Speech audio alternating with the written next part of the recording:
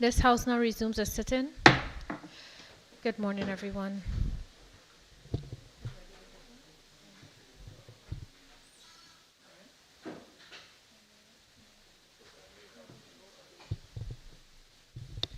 All right, may I ask everyone to stand as the oath is administered?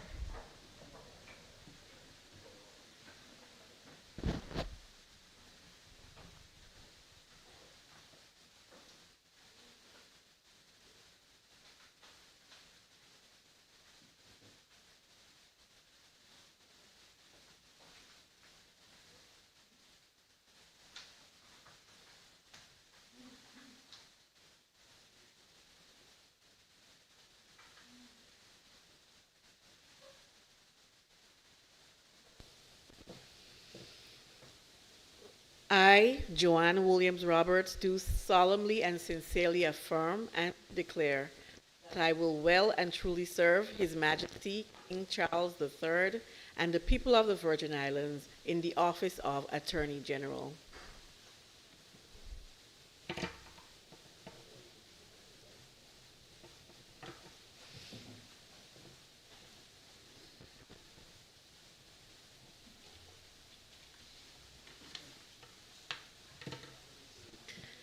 I, Joanne Williams Roberts, do solemnly and sincerely affirm that I will be faithful and bear true allegiance to His Majesty King Charles III, his heirs and successors, according to law.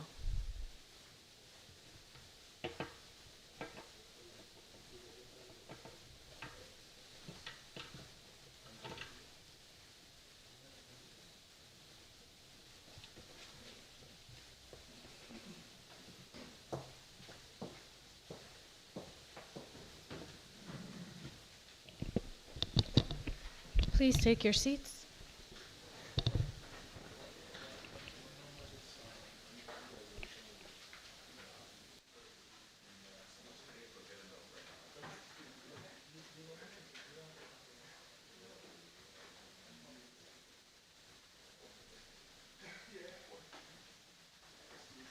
Isn't it you adding the second and third reading as well? You have to add the second, you had added the fourth reading.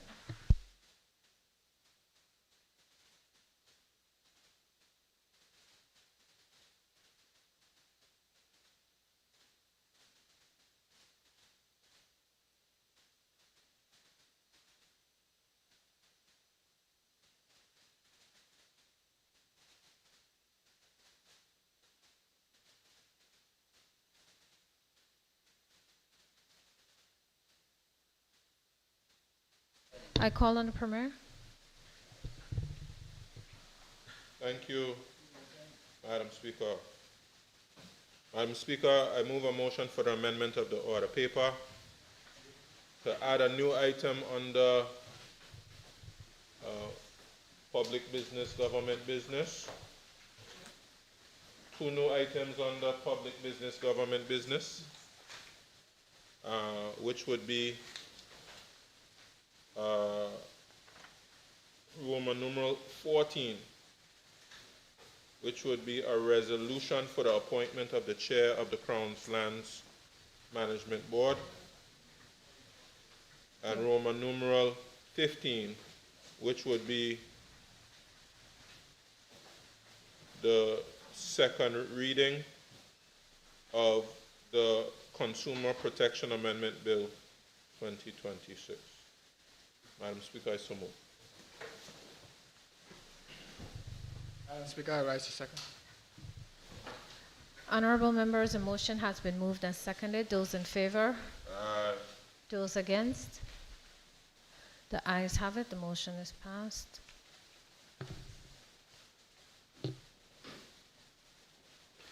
At this time, I call on the Deputy Premier to move a motion. Thank you, Madam Speaker.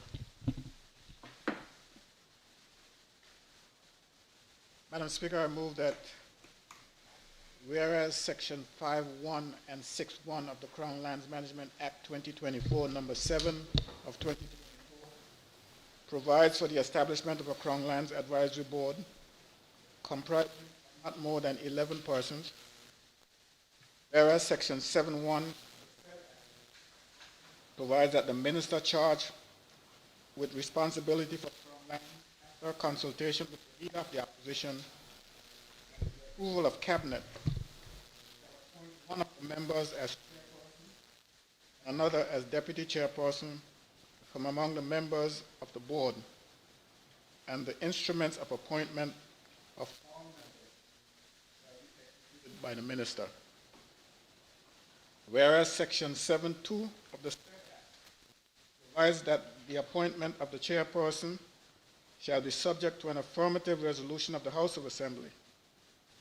And whereas the minister charged with responsibility for Crown Lands, after consultation with the leader of the opposition and with the approval of cabinet, appointed Mr. Dirk L. Walters as chairperson of the Crown Lands Advisory Board for a period of 3 years, with effect from 6th day of May 2026 to the 5th day of May 2029.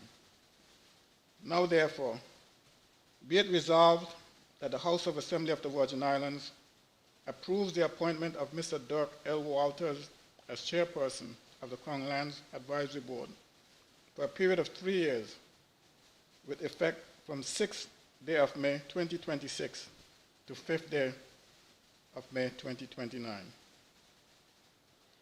Madam Speaker, the gentleman, young man in question, Mr. Dirk L. Walters, is someone who has fascinated me for several years now, and he has intrigued me in many ways since.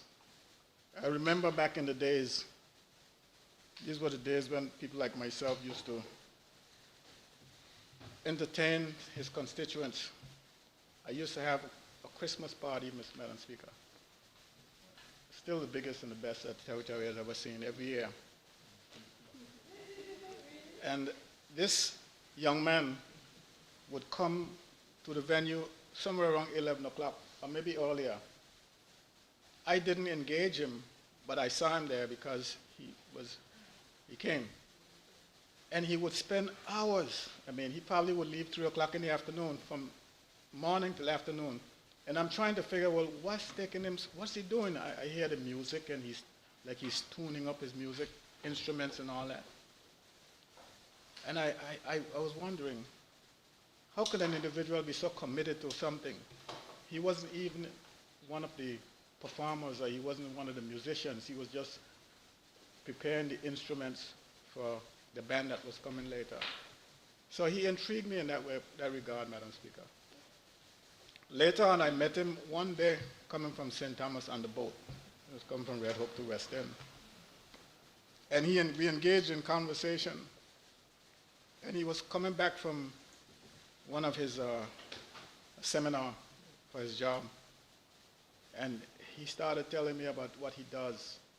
And I said to myself, and I said to him that he is a mystery man, because if you look at him, he's so quiet and unassuming. You would never realize that he was so deep. And then later on, Madam Speaker, just recently, well, we had other encounters since that, but just recently when we were looking for members to sit on the board, the leader of the opposition and the premier were given the special privilege to nominate someone for appointment. The premier was late in his nomination, and I thought he was out of options. Till one day he came in, and I said to him, Premier, you know, we're waiting for you. And do you need help? I could help you find someone. And he just, right off his tongue, he said, yeah, I got someone. I said, who? He said, Dirk Walters. I said, okay. And I proceeded to request of Mr. Walters an application for the position. And this is what got me, Madam Chair, Madam Speaker. When Mr. Walters applied to be a member of the board, to be a member like everyone else, in his application, he applied to be the chairman. He said he wants to be the chairman. I said to myself, this guy is something else. You know, to find a chairman for a board, Madam Chair, you have to go around asking people, and the amount of rejections you get, it's almost impossible to find members, much less chairmen for the board. So I said, okay. And I had absolutely no difficulties with the nomination of the Premier and the appointment of Mr. Walters. Madam Speaker, there's much work to be done with this board. I don't know if the House of Assembly, myself, who was in the opposition when that bill came to the House, realized the magnitude and the depth and the responsibility of this board when it comes to Crown land. I mean, we literally basically turned everything, every decision making to this board to advise, not the minister, but to advise the cabinet. Of course, it can't get the cabinet unless it passes through the minister. But that's the importance. And since October, Madam Speaker, this paper to appoint the members went to cabinet since October last year. And it took us this long to get here. And that's the way the urgency, Madam Speaker. We have matters such as the Anegada lands, which we have, a decision was taken to distribute some land to Anegadians. And since the time that decision was made to select the recipients for specific parcels of land, and the time that it went to cabinet, the law was passed to form this board. And because of that, the governor's office didn't proceed to have the land distributed. So that's why it's important that we have this board. And we are hoping that this board will look at situations like that and clear these matters up for the country. They're not doing it for the government, they're not doing it for the minister, but they're doing it for the country, the sake of the country. Madam Speaker, I was hoping that we were able to do this last Thursday. And this would have been, for me, Madam Speaker, a gift for Mr. Walters, because last Thursday was his birthday. But there's such thing as belated gifts, and I think that he will take this as a belated gift. Thank you, Madam Speaker.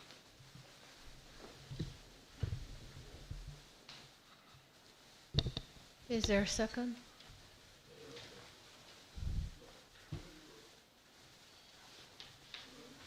Madam Speaker, I raise the second motion. Thank you. Honorable members, the floor is now open for debate. I recognize the territorial at-large member, Honorable Skelton. Thank you, Madam Speaker. Madam Speaker, I rise to lend my support to the appointment of Dr. Walters to the Stronglands Committee. I don't know if we recognize, like the Premier Doc is the grandson of Anthony Castro. So there is a history here. And from my discussions over the years with Doc, he seems to be committed to the development of this country. And we must understand that Strongland is where development started in this country, basically, because with the version of Wickham's-Key 1 and 2 to the government, and the government started issuing Strongland leases, that's where the country started to develop honestly. So, Madam Speaker, the job of the Stronglands Committee, and I pray and hope that Mr. Walters make us all proud and make recommendations that will enhance the future generation of this country in terms of acquiring piece of nature's little secret to the descendants of this country. It's extremely important that our citizens own a piece of BVI. The more you get more people owning lands, it's very difficult for people to destroy what they own. Becomes a very difficult task. So in the past generation, I think our forefathers, along with the present past, they have all ensuring that all people own a piece of this country. And it needs to continue if we intend to make progress.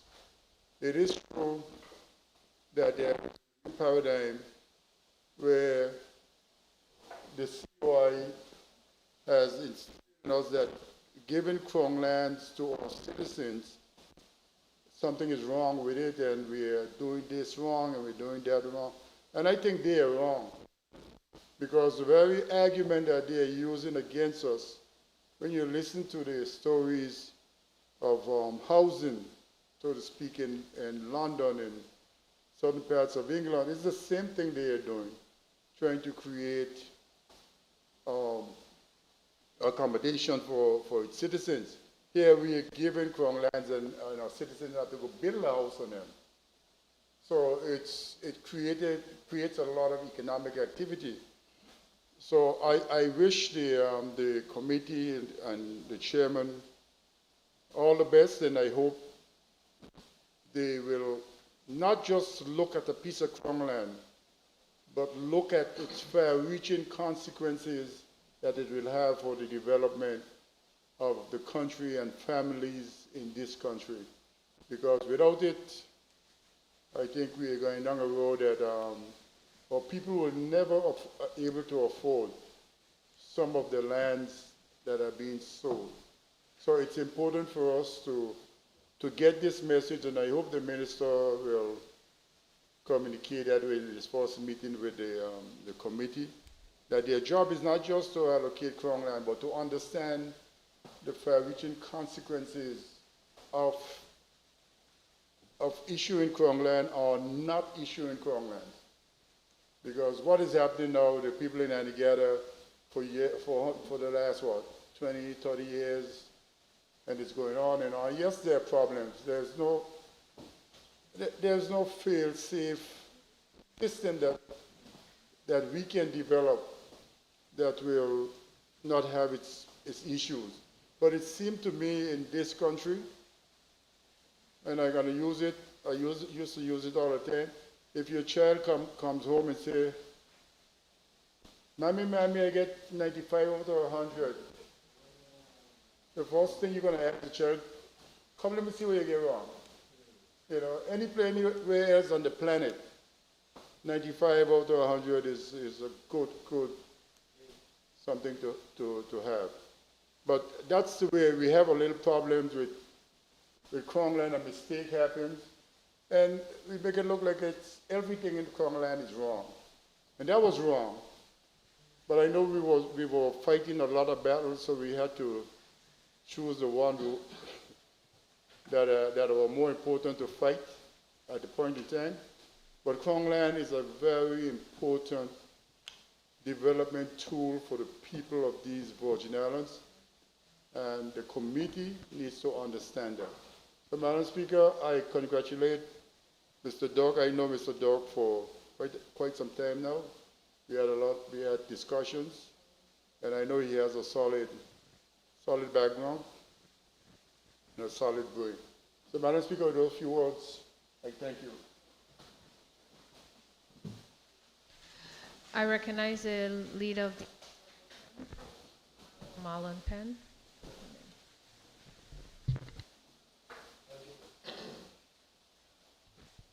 Thank you, Madam Speaker, and thank you for the opportunity to make brief contributions to the appointment of Mr. Doc Walters on the Crown Lands Committee as chairman. Madam Speaker, I want to firstly say that I fully support and endorse this appointment. Doc Walters is a contemporary of mine in the Premier, the Honorable Raymond, someone who I know has the capacity and has the ability to execute the duties as outlined by this board and by this act. So there's no hesitation on my part in supporting his appointment. supporting the movement of this particular chairmanship. Mr. Speaker, I think the territorial member raised some important points that jogged, Madam Speaker, sorry, that forced me to jump to my feet now. I would have liked to hear the Premier speak first, but the importance of Crown land to Virgin Islands and to any territory, in fact. And it goes back to the fight that was fought by the late members of the Positive Action Movement, Noah Lloyd, and others, and it's ironic to hear the Premier or the Deputy Premier speak about one of the main things and one of the important things to ensure that the distribution of Anegada lands could be executed. And we know that Anegada lands was part and parcel of that sale or lease with the Crown lands and Wickham Ski and other persons in the Virgin Islands. Now, Madam Speaker, we have a dilemma, and I said the irony in it. The fight was to ensure that Virgin Islanders had access to valuable land in an affordable way, to ensure that they could build economic future, economic legacy for themselves and for several Virgin Islanders. And it's true today, you look around the capital, you look around the greater capital as far as field as Fish Bay, and you see what Virgin Islands have been able to do when given an opportunity to develop. Many of those lands are reclaimed lands, so they have Crown leases on those properties, afforded them the opportunity to expand their empire, expand their developments. Many persons beyond the greater Road Town area have been able to get access to Crown land, seabed leases to be able to develop businesses for themselves and their family, and for the economy of the Virgin Islands. Madam Speaker. Now, Madam Speaker, beyond the appointment of Mr. Walters today, this entire act needs serious revision. Crown land is going out of the reach, or access to Crown land, or being able to afford Crown land is now out of the reach of the ordinary Virgin Islander. Even Virgin Islanders who are in enterprise can't afford the leases that are now being proposed by the government based on the amendments that were made in the Crown Land Act. And I've said it many times in this House, Madam Speaker, that we have to make those changes to this bill. We cannot enforce those what I call draconian rates as it relates to Crown land. Nowhere else in the world does this in terms of the rates that are being charged for Crown land here in the Virgin Islands. No, based on the amendments. We spoke to Isle of Man, Jersey, and they had some serious developments that were happening in terms of some reclaimed property. And we asked the question, what are the terms of the leases? What are the costs of the leases? Remember that conversation we had on Buskelton? And I said they're minimal. The whole point is to encourage development, to encourage the locals to develop and invest in the economy. That's the whole point. So why are you now putting these draconian measures on the Virgin Islanders and forcing those measures down on to Virgin Islanders? Premier, Madam Speaker, Honorable House, we have to bring that bill back to this House. We have to make those amendments to that bill to ensure that we level the playing field for Virgin Islanders who may want to acquire and those who've acquired seabed leases and Crown leases. I've had to meet this discussion with you, Minister, responsible for the subject.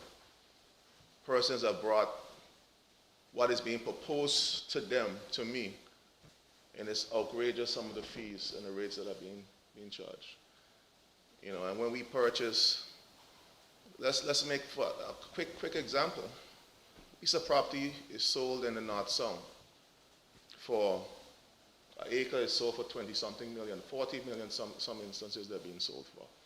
If you're using market rates to price Crown land based on those sales, there's no way that Virgin Islanders would ever be able to afford the Crown leases in the North Sound based on those rates and based on those sales that are happening in the North Sound.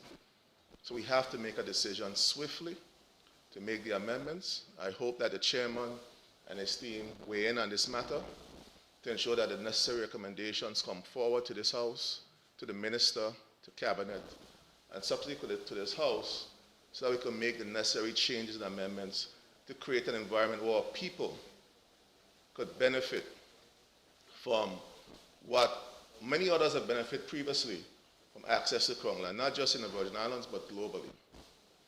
Madam Speaker, I support Dr. Walters' ascension to chairmanship. I look forward for the work that the board will do. We know we have a lot of discussions in previous houses about housing development for Virgin Islanders, not housing schemes, but affordable housing where Virgin Islanders could have access to development. We have to have a more managed approach to the development of property in this territory, not just giving away property, but we have to also build the infrastructure associated to those properties. So you're giving somebody a piece of land in a subdivision that's not properly subdivided, and you're telling them they have to build a home. They have to find ways to get access to the road, they have to put water infrastructure in place, still have to run electricity corporation, in electricity into this development. We're not helping those people. We're not helping our people in that way. So we have to be more deliberate in terms of our approach to the issuance of Crown land and development of Crown land in the territory. So I look forward to those discussions, Premier, because I think we have about 30 to 40 acres in the Hawks Nest area. I know there's a proposal to have that property subdivided and subsequently have Virgin Islanders who are desirous of owning a home get access to those properties. But we have to make sure we do it in a proper way. The infrastructure has to be done, the water infrastructure, the electrical infrastructure, so that when persons come into those developments, it makes it a lot easier for them to get the financing they need to move forward and build something for themselves and their family. So, Madam Speaker, again, I'll stop there, but again, I commend Mr. Doc Walters and look forward to his work and the work of the team as we work to develop and modify the Crown Lands Act moving forward. Thank you.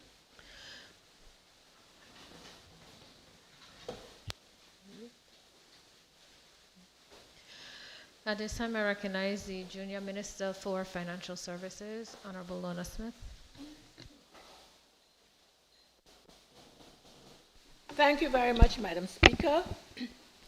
And I too rise to support the resolution for Mr. Dirk Walters to be the chairman of the Crown Lands Board.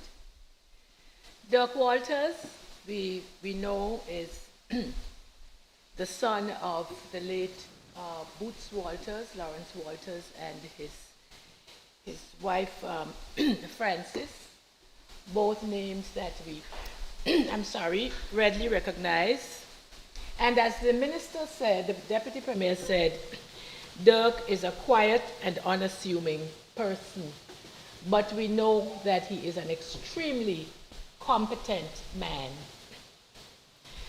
Madam Speaker, his competence came home to me when I saw the work that he did as a member of staff on the tourist board. I think he is responsible for delivering entertainment. And the festival, the recent festivals that we've had, especially on Tortola, have been excellent and have come in, as far as I know, within budget. He is a man who is committed to excellence. He is a man at his word, and I can think of no better person to be appointed to this very important role. Madam Speaker, I'm very happy that he's appointed for several reasons, not the least being that we will now be in a position to see the Anegada lands issue move forward. Madam Speaker,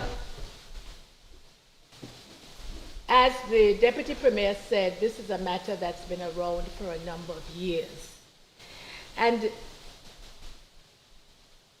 I believe that much of the delay is caused by bureaucracy, And I certainly hope that Mr. Dirk Walters will, and his committee will move forward with the titles being granted to the people of Anegada. They have waited for a long time. It is just a formality for many of them, and it is not fair that many of them, in fact, have passed on. The number of years that we have taken to give them titles, many of those who were entitled to the land grants, and it's taken forever. So I see this appointment of Mr. Walters as a clear move, as a move in the right direction in terms of titles for the Anegada people. I also support the point, Madam Speaker, made by the at-large representative, territorial at-large representative, in terms of the costs of Crown land, and it's a point that was also made by the leader of the opposition. The cost of Crown lands are becoming prohibitive. All of us have been told by our various constituents about these costs. And I agree with the leader of the opposition, that we need to bring that Crown Lands Act back to this House because it does need some improvements. Because I know that the intention was had never been for the cost of Crown lands to be prohibitive for Virgin Islanders. There are persons, Madam Speaker, throughout the territory who would like to begin their business or to expand their business, and they just need a small piece of Crown land. And there were two factors for them: the fact that the Crown Lands Committee was not established. That will now be resolved as of today, and the other problem for them is the cost. And I would add a third one: the length of time that we often take to respond to persons' requests. And I would again call on public servants to work with the businesses to speed up the process of getting Crown lands to support them in with their businesses. There are, of course, persons, I think it was the leader of the opposition, who also referred to Virgin Gorda, and persons on Virgin Gorda who are interested in getting, or keen to get Crown land for their first homes. And this will certainly be, we hope, will be the impetus for this to happen more quickly.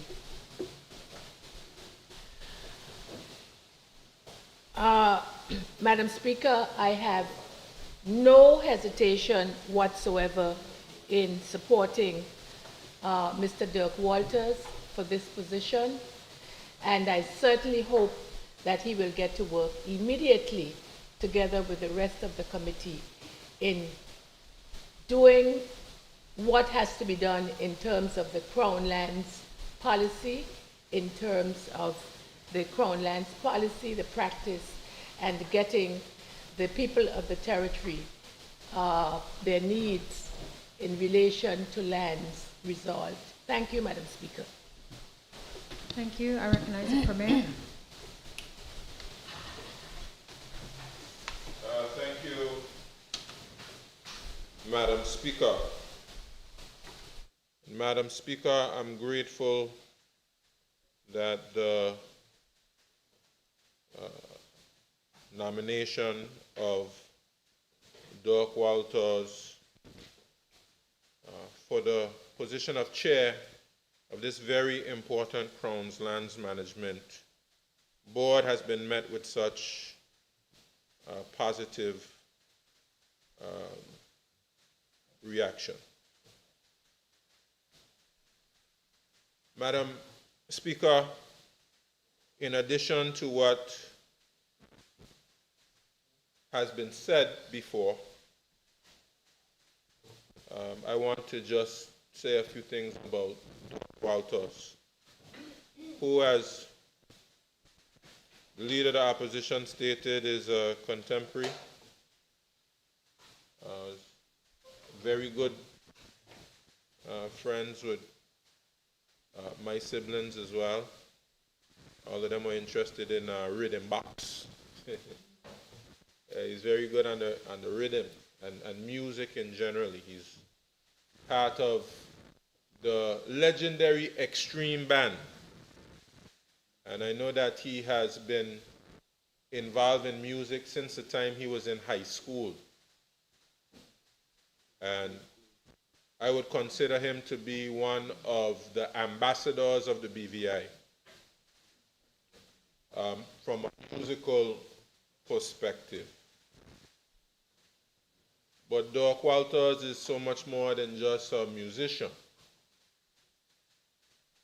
I don't know his full history in the public service, but I know he would have worked for Customs, and he also would have worked for the Financial Investigation Agency, which I believe would be useful skills in this role, of course, considering the importance of our anti-money laundering framework,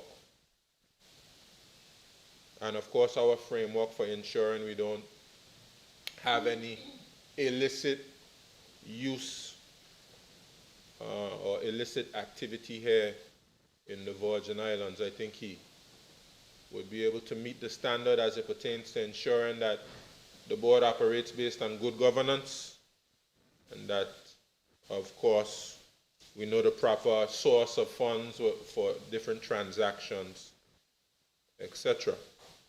And he served with distinction in those two agencies, which would be considered law enforcement agencies. In addition to that, as Smith stated, he's currently an employee at the Tourist Board. I'm in charge of the events division, and he's shown his efficiency and his effectiveness in leadership there. He was also the chair of the Festival and Fairs Committee and organized several very successful festivals under difficult circumstances. Above all, I would say he's a patriot for these Virgin Islands. And Honorable Skelton made mention of his lineage, proud lineage. He comes from good stock, good stock, and he would be related to several members in this house. Of course, his appointment has nothing to do with his family relations. He's very capable. But just to say, of course, Brother Doc Walters is connected to several of the main islands in the Virgin Islands. He would have strong roots in Virgin Gorda, of course, through his father. He has strong roots in Eastern as well. I think that would be through his grandmother, the Pen. Strong roots in Eastern. He would have strong roots in Anegada, I think through the De Castro side of the family. And of course, he has very strong roots in the Rotown area. And I would say, considering how important the distribution of crown lands in Virgin Gorda and Anegada, in particular, I think he would be sensitive to that. And someone that persons, if they have a challenge or an issue, wouldn't have a challenge speaking to him. So I believe that he is the right person for this position. Madam Speaker, I also want to speak about Crown Land in general. This appointment it's been pending for some time. Cabinet first appointed members of the Crown Land Board in October. And I'm not quite sure why it took us so long, now we're in May, to be able to get the chair of the board to come for this affirmative resolution 6 months later. And as Honorable Smith said, unfortunately, we are still subjected to a level of bureaucracy that allows things to take way too long. You know, this should not have taken so long to get here. Being that as it may, I'm glad it's here now, so we can proceed with getting this management board in place.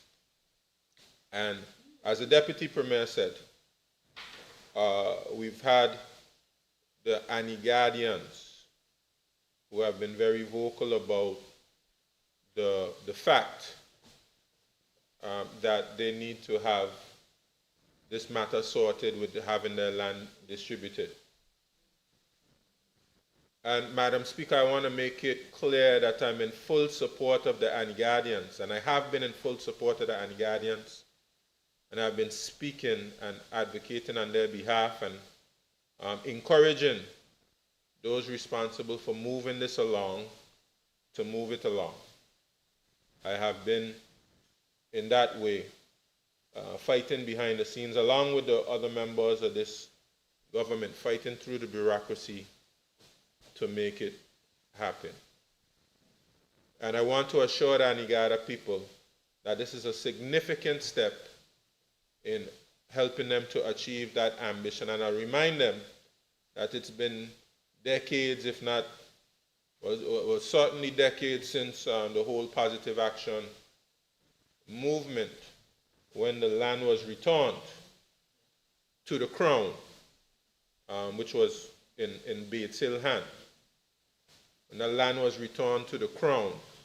It's been several decades since then that this matter has not been resolved.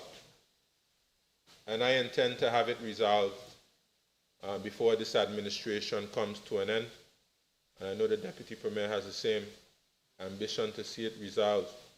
And he's certainly capable in making sure that takes place. Madam Speaker, I don't appreciate, however, some persons, including family members of mine, putting my face on flyers, sending them out with words like corruption and things like those things on the flyers. I thought that was an extremely poor taste. Extremely poor taste. And Madam Speaker, I'd ask my cousins over there, some of the more rambunctious ones, to cease and desist from such activity. Anything to do with a Bates Hill lease or something like that has nothing to do with me. And I would certainly ask for those persons to stop associating my name with such nonsense. I've advocated for these disbursements to be made. I was so confident one time, I said the Anegadians would get the land by Christmas. That was several Christmases ago. And I was confronted with a monstrosity of a bureaucracy. But we continue to fight to get to this, because I am very strong on the point, Madam Speaker. People need land in their names to be able to get electricity to their houses, to get water to their homes, and to continue to have persons in a place without proper access to land and deeds is a travesty. And we need to correct it as quickly as possible. And I'm asserting that that is the case, and we need proper accountability in the system to ensure that those who are charged with the responsibility of making it happen, make it happen. Because it cannot continue in the way that it has been going. And for someone to speak so forcefully, I don't think should be enemy number one and have his name on a flyer. But having said that, Madam Speaker, I'm glad that we can move to the next step of having this, the advisory boards for Anegada, for South Island, for Nibs Estate, and some of the other places, to have those advisory boards set up so we can go through the proper process. And again, Madam Speaker, I want to assure the people of Anegadian people have been going through a process.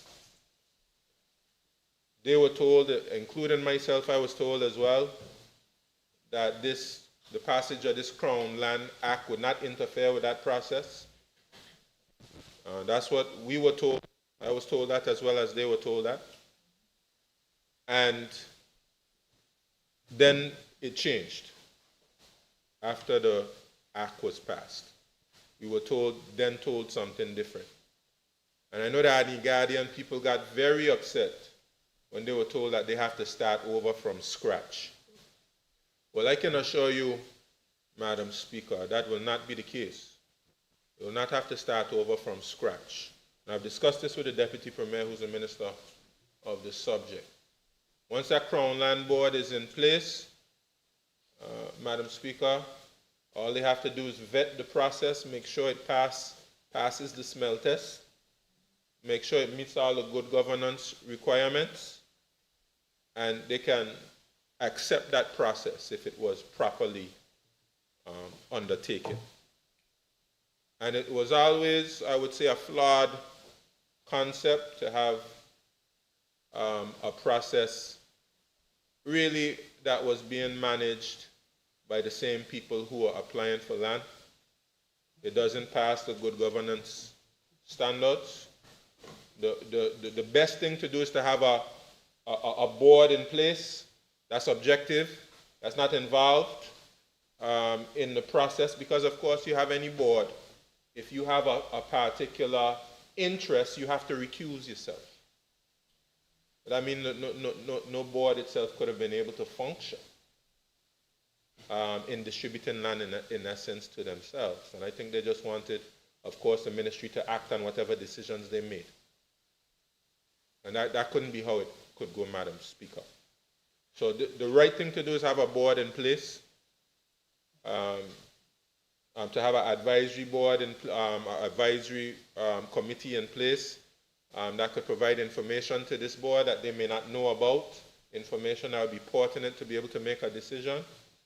And then the board itself make a decision that meets good governance standards. So we're getting there, and we don't want the next step to take another 6 months. We have to get this done ASAP, with urgency, with expediency. We have to move forward so we can make some distributions of land. Madam Speaker, some statements were made about the cost of land, of Crown land. And I think we should be clear with the public so the public doesn't get confused, Madam Speaker. No different decisions have been made about the sale of residential Crown land. Okay? And I'm going to read the section in the Act so persons do not get confused. The residential sale of land has not skyrocketed. And we have to make sure we don't mislead the public in that way. I'm going to read it for you. This is section 29 of the Act. It says, a person shall be eligible to apply for a grant or disposition of Crown land for residential purposes if the person is A belonger, a Virgin Islander or belonger, B is 18 years or older, C does not own land or previously allocation of residential Crown land. And then subsection 2 just deals with further deals with the eligibility. The key section there is subsection 3. It says a sale of Crown lands approved for residential use shall be subject to such terms and conditions as may be prescribed. As may be prescribed. So regulations will have to come in place that will determine the cost of the Crown land, and I agree that it should remain affordable for Virgin Islanders. Really, I believe what is being referred to is the lease of commercial land. The lease of commercial land. And this is where we get into some challenges, and this is where we have to come and amend the Act. Of course, there was a very strong push during the COI, and even among some of our public officers, that land should be leased at commercial or market rates. And Section 30 of the Crown Lands Management Act says Crown lands suitable for commercial use shall be made available in the first instance on a leasehold arrangement at market rates and may be granted to companies or individuals. I believe the market rates there is the issue there that has caused some persons' leases to jump significantly because the rates which were being paid were far below market rates. Yes, so I believe, I agree with the Leader of the Opposition. I know the Territorial at-Large Member, Honorable Skelton, has also been very strong on this point, and others in the House, including Honorable Smith and others, and the Deputy Premier, who has agreed that we need to revisit that, considering the implications for persons who have existing commercial leases and the impact that that has had. So we will do that. And we perhaps need to be able to ensure that we have arrangements in place for people who have campgrounds and things like that. There's one particular group of church, they had a lease to be able to do their yearly camp or something like that. They went from being in charge of a couple $100 to about $10,000 or something ridiculous like that. So we need to be able to treat with those issues a little better. Sometimes the public officers, they'll just go based on what they're told and give somebody a lease for $10,000. So we, in our positions, will have to sort those things out so that we don't have those type of ridiculous actions being imposed on people. Madam Speaker, I just want to again thank the Deputy Premier for pushing this forward. It's such an important subject. I'm grateful to have somebody of his knowledge and experience administering it. I would remind persons we also go for constitutional advancement, and that's also something that we have to fight for, to ensure that actually we are the ones who are signing off on these dispositions and leases, as opposed to it going to the governor, and that we recognize that these are indeed Virgin Islands lands. Madam Speaker, I thank you. Thank you. I recognize the Deputy Speaker, Honorable Carl Dawson. Thank you very much, Madam Speaker. And I, too, rise to join the chorus of support for this resolution of the appointment of Mr. Dirk Walters as chairman of the Crown Land Management Board. And like my colleagues, I look at it as multiple pronged in terms of the support for Dirk Walters, who he is, and his record in this community, as well as the enactment of the board itself, which will facilitate some key things that have been on hold in this territory for far too long. Much has been said concerning the Anegada lands, and I too, just like every member, have been made aware and have been lobbied with respect to the activities over there, and I'm certainly thrilled that it seems like we may be moving forward in a direction that would bring some resolution to those issues. They have said over and over again, and some colleagues have said, that there have been those who long to see the land and passed on before it has been designated to them. So I certainly am happy that this move has been made, and I consider Doc Walters as still yet a young Virgin Islander, and he has distinguished himself in the fields of entertainment and entertainment management. He has done, as been said, tremendous work with the BVI Tourist Board as well as privately. And the subject that he has been asked to help to contribute to leadership in the territory is of Crown lands, or, as the Premier just rightly said, Virgin Islands land.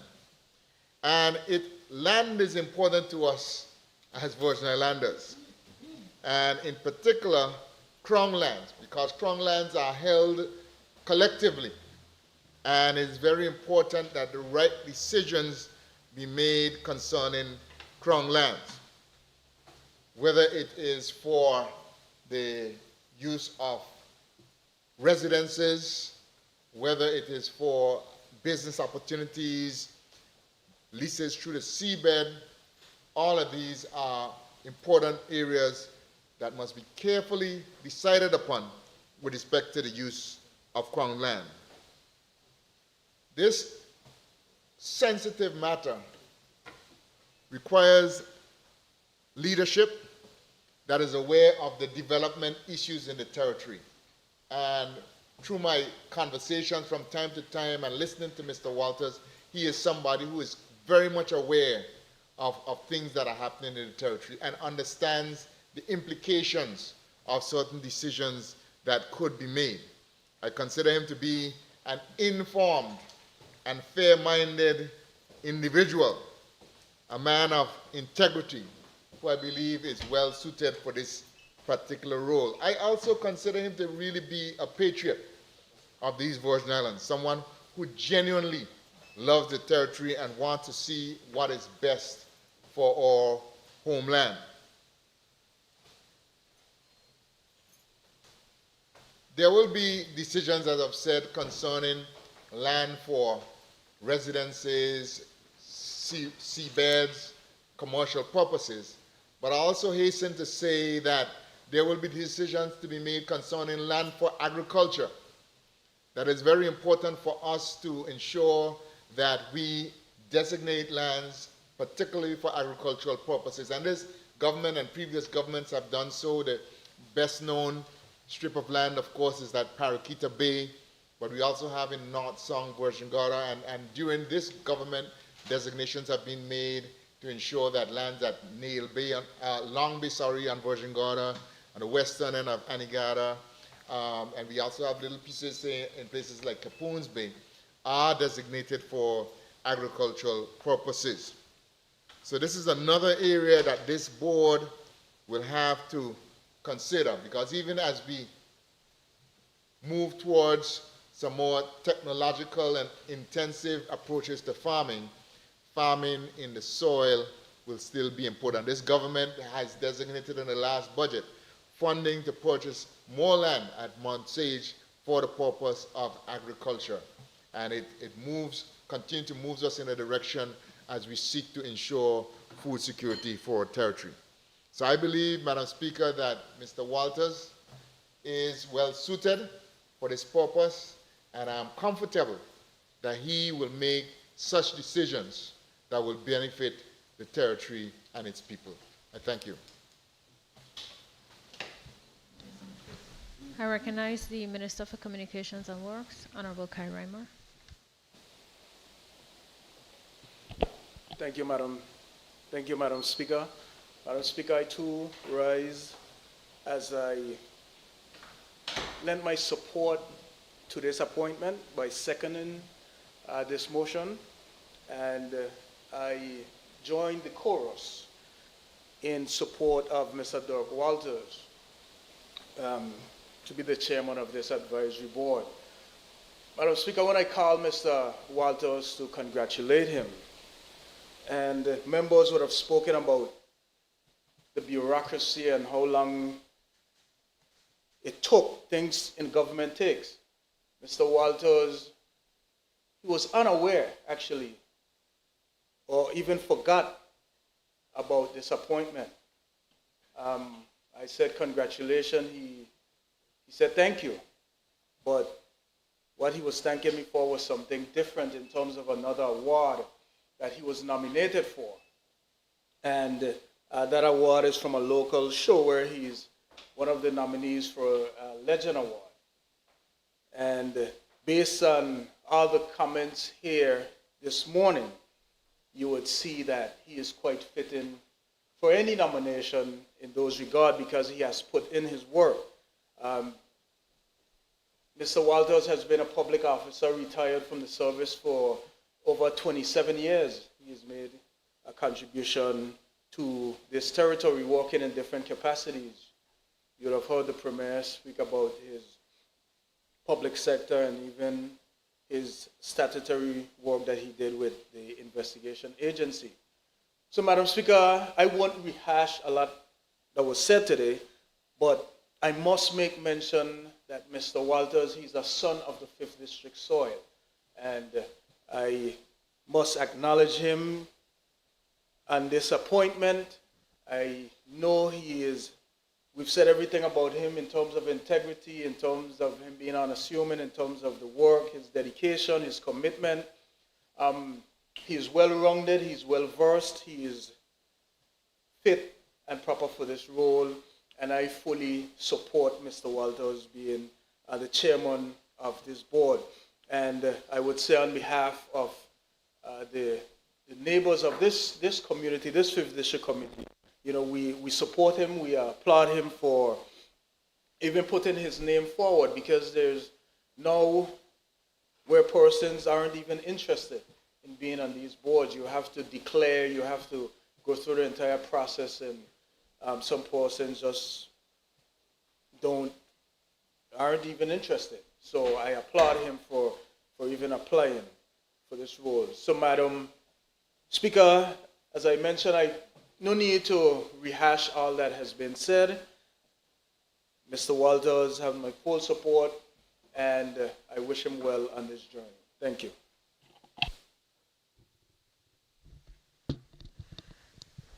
I recognize the member for the 2nd District, Honorable Melvin Turnbull. Thank you, Madam Speaker. Madam Speaker, I rise to give my support to the appointment of Mr. Dirk Walters as the chairman on the Crown Lands Board, Crown Land Management Board, Speaker. I think what has all been said by persons before, the other members before me, is true. And in fact, Mr. Walters' character, the way that he carries himself, the respect that he has amongst his peers, is one that is notable and should be notable among the not so young, as my niece said, generation on which I fall in. Beyond all the accolades and professional background, and through his cultural and musical expertise, Mr. Dirk Walters is a friend of mine, dating back from school days, but especially during my college days in Miami, where he would frequent and we would have time celebrating our culture. Madam Speaker, I believe this appointment to the Crown Lands Management Board for Mr. Walters is, as heard the Premier state, I heard when the Deputy Premier opened as well. It is overdue, but I am still questioning why, and I believe they should also help to question why things like this take so long. Because the issues in the territory, Madam Speaker, are not getting any fewer. The struggles that people are going through are not getting any lighter. And it seems like it is taking forever for us to bring relief and resolve to the issues and concerns that people have. Madam Speaker, I go back to the COI of 2022, and I revisit when the Government on National Unity, or the Unity Government, was formed, and I was then given the appointment for Minister of Lands and had to deal with the COI recommendations to bring reform to the way that we distribute Crown lands. And I remember working very closely with Mr. David Abendigo, who was appointed to deal with the disposal of Crown land on that COI recommendation. There was a policy review report that was laid in the House of Assembly after that review was conducted. The PS at the time, Mr. Joseph Smith Abbott, the members that worked together with the public officers to bring that reform. And I also remember, Madam Speaker, during that time, beyond the issues that existed and the things that the COI highlighted, there were some areas that we ourselves were finding ourselves in problems with how these lands were being distributed. There were some gray areas that persons were getting lands, and which caused this to be a point in the recommendations for the COI, one of the many recommendations. And Madam Chair, Madam Speaker, sorry, this is, I believe, the crux of the matter. I said it even before I became a member of the unity government. I said it sometimes, Madam Speaker, we are our worst enemies. We are the ones doing it to ourselves, and then it takes someone else to come and tell us what we know we should be doing. So, Madam Speaker, I at that time worked very closely and had several meetings with persons that had land issues in that 8 months. Land issues throughout the Virgin Islands. Land issues that existed long before I even thought about being in politics, even from the time that I was in primary school. And Madam Speaker, those problems continue and continue and continue.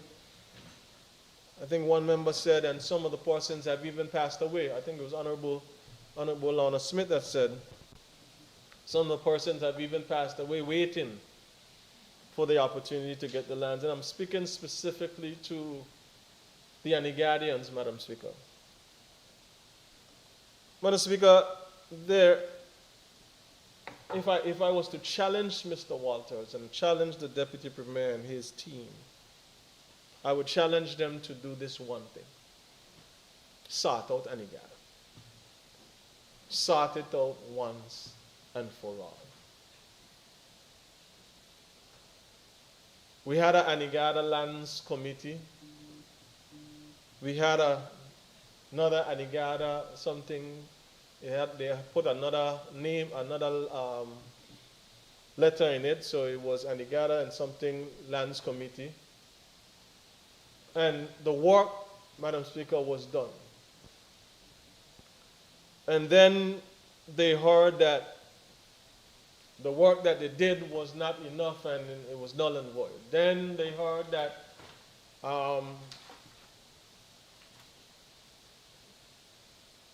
the signatures that they got needed to be verified and they needed this and that and everything needed to be notarized. They heard a lot of different areas, and Madam Speaker, it seemed like every single reason why, given the information that they had, the research that they did, and the structures that they sought to put in place based on what they understood, Madam Speaker, because you go back to the various reports that deals with Anigada lands. They did what they had to do according to what was required, and every time, Madam Speaker, they got, or they seemed like they got close, there was something else or somebody else telling them they need to do it over. Madam Speaker, that has to stop. And I hope, Madam Speaker, that it stops now. Because while the board is important, the work of the board must respect the information presented and provided by the Anigada. Must respect the rights, Madam Speaker. Must respect the instruments that were given. Must respect, Madam Speaker, even when persons on Anigada were given land that did not fall within that ancestral thing, if they complain about that, those things must be corrected, Madam Speaker. We can't just leave it by the way it said. I don't care who the land was given to and how it was given to. If it was wrong, Madam Speaker, it needs to be corrected. That's the whole long and short.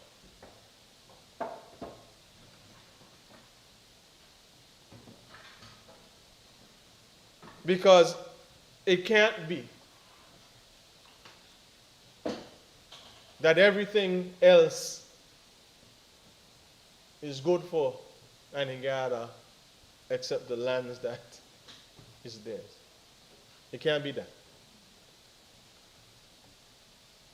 Madam Speaker, I move then to another area in the community. I heard Honorable Leader of Opposition talk about some land up in the eastern end of the island. I know the member for the 3rd Deputy Premier has some lands in Nibs Estate. I know there is some land throughout the territory, crown lands all over the territory, Madam Speaker.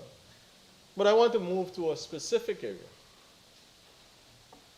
in the 2nd District called Spooners. And this is where lands were given out to persons for first-time home ownership. And Madam Speaker, that community, there is a lovely community. If I say like the old people, I say lovely. It's a lovely community, flourishing. Nice houses and things, and nice people and families raising their young ones. But Madam Speaker, lands were distributed in Spooner's estate from back in 2000, I think in 3 back then, go coming forward, if not before. And government after government was celebrating the fact that we gave persons land.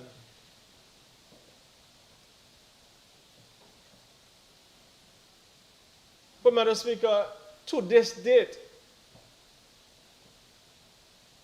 even where lands have been distributed, even where persons are living in that land in Spooner's estate, there is no, and has been, and still is no infrastructural development plan for that community. Water woes, road infrastructure problems, Madam Speaker, persons being landlocked, and these are lands that have been subdivided. by the government for persons to live. So, Madam Speaker, I want to challenge Mr. Walters. I want to challenge the Deputy Premier again. These are things that this committee needs to look at. Because when I came into this house, Madam Speaker, in 2015, I started asking the question. I think it's around 2018. Who is responsible for the road and infrastructural development in Spooner's Estate? At that time, the Deputy Premier, not this one, Deputy Premier was the Minister for Lands, and he told me it's not him, it was Communication and Works. And then, Madam Speaker, we had elections in 2019, so I came to the now Minister for Communication and Works back in 2019 in April, and I asked the Minister who's responsible for the Spooner's Estate development, infrastructure, road and water. And he said it's not him, it's the Minister for Natural Resources and Labor, who's now the Minister of Health. Madam Speaker, another section, I think it was in June of 2019, I asked the Minister of Health, who's the Minister for Lands at that time, who's responsible, and he said it's not him. And I need to direct the question to somebody else, Madam Speaker, and then, then we had a COI. And then we had some movement of the furniture. And then Honorable Penn and I ended up in the in the cabinet. And I learned, Madam Speaker, then, sitting as Minister for Lands, who was responsible for the infrastructure development, road and water for Spooner's Estate. And it was a shared responsibility between the Minister for Natural Resources together with the Minister for Communication and Works. I go from 2018 to 19 to 22, Madam Speaker, now we're in 2026. And I'm still asking for a development plan. Because what is happening in that community, Madam Speaker, wherever persons get land, whether they purchase land or whether they have been granted land or awarded land, Madam Speaker, whomever is highest, whoever piece of property is higher than the other one, Madam Speaker, the person on the lower end is catching a hard time, a very difficult time, because everybody is turning the water from off of their property onto the properties below them. And then when you go to try to get resolved for them, Madam Speaker, you are hearing that government can't do this and we can't build walls and we can't build it. But Madam Speaker, we are the ones responsible. And I'm hoping, Madam Speaker, that these are the things, not just to put board to say we're going to give more land, fix the issues that we have in the lands that have already been distributed for the people in these communities, Madam Speaker, because they're paying taxes. When it rains in Spooner's Estate, Madam Speaker, people can't get home. They can't get in and out. We have graded and graded and graded and graded roads for almost 10 years in Spooner's Estate, Madam Speaker, and we could have paved roads. People asking for water.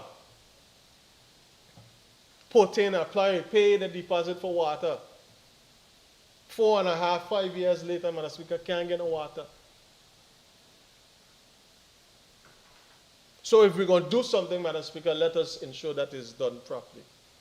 And let us ensure that it's done correctly. Because one thing I know about Mr. Walters, if you put your head to something, he's going to see that project through. So I'm hoping, Madam Speaker, that the red tape and all the bureaucracy that has hindered progress for persons as it relates to Crown lands and the ability to get Crown lands, Madam Speaker, are removed. I also want to ensure, Madam Speaker, that this board pays keen attention to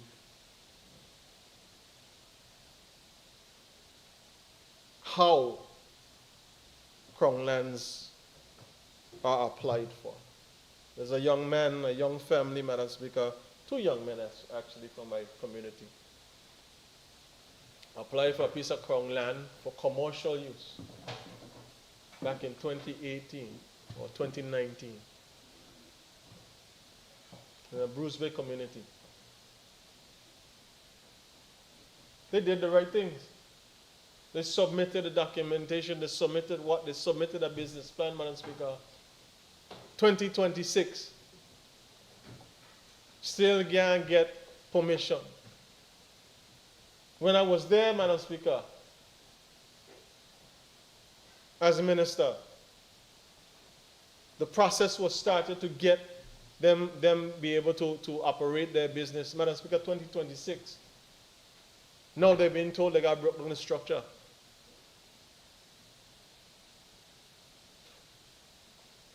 We can't be serious, Madam Speaker. And then we have other areas in the territory, Madam Speaker, where persons who in an apartment building got full businesses flourishing and moving, establishing, whether legal or illegal, not application and put in, but they're operating and we in trouble in them. But the persons who going through the right channels, Madam Speaker, them is who we giving a hard time. We must do better, Madam Speaker. And Madam Speaker, I'm hoping that these things are looked into. I'm hoping that they are addressed. And Madam Speaker, I will personally, on behalf of the people of my community, on behalf of, as an advocate for the Anigarians and anybody else that I have been in contact with, Madam Speaker, ensure that the issues are brought to Mr. Walters and the board and that they would have an opportunity to review them while developing their plan forward to help with Crown lands distribution and the management of Crown lands in the territory, Madam Speaker. Madam Speaker, again, I support the appointment of Mr. Walters. I congratulate him, and I know that a good job will be done. Thank you, Madam Speaker. I call on the Deputy Premier to wrap up.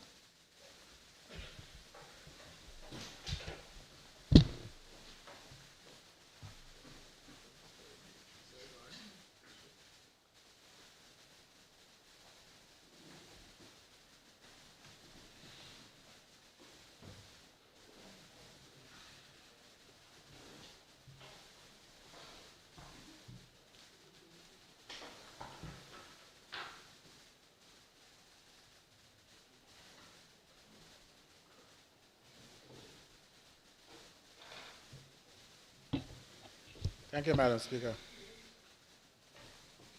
Madam Speaker, I want to thank my colleagues, members of the House, for being so engaged in what is obviously a very important topic and matter. When it comes to Crown lands, there is no shortage of opinion. There's no shortage of awareness as to the place it plays inside the community. Everyone had some valid contributions to make. I'd like to address them, Madam Speaker, because not only does it help the public, it would also help the board to get a good understanding, a good feeling for what is taking place. The leader of the opposition spoke about the cost of Crown land. I think the Premier addressed that clearly by saying that the cost of Crown land did not go up. It hasn't changed. What's changed is an implementation of the policy. The assessment has been carried out based on the lease agreements that people have, that every 5 years the lease must be assessed, and based on market value, the rates will be determined accordingly. I'm not in the least bit in agreement with that, the formulas that are being used, and the Premier made it clear that we will be looking into it. We will be reviewing it.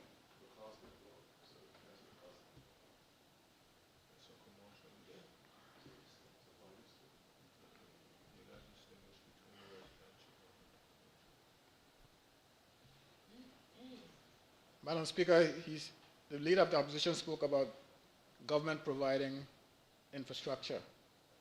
There's been a stark departure from the position of government and the ministry between the time I was minister in 2001, 1999, 2001, and what obtains today. Madam Speaker, the Ministry of Natural Resources and Labor, as it was then, was almost every bit as efficient and competent as the Ministry of Communication and Works when it came to infrastructure. We built roads, Madam Speaker. The ministry did. And I'm not talking about roads on flat land. We subdivided estates, Nib's estate in particular, 114 acres of land. We subdivided, not all of it, but a major portion of it, and installed the roads and the water lines. When I came back to government, Madam Speaker, I realized that you can give my ministry all the money in the world right now, Madam Speaker. They can't give you 5 yards of road because they're not equipped to do it. If I was to try to reverse the trend that has taken place over the last several years, it would take me years to get that done. It's not as if the last budget that we passed, Madam Speaker, there is money in the budget to do infrastructural work.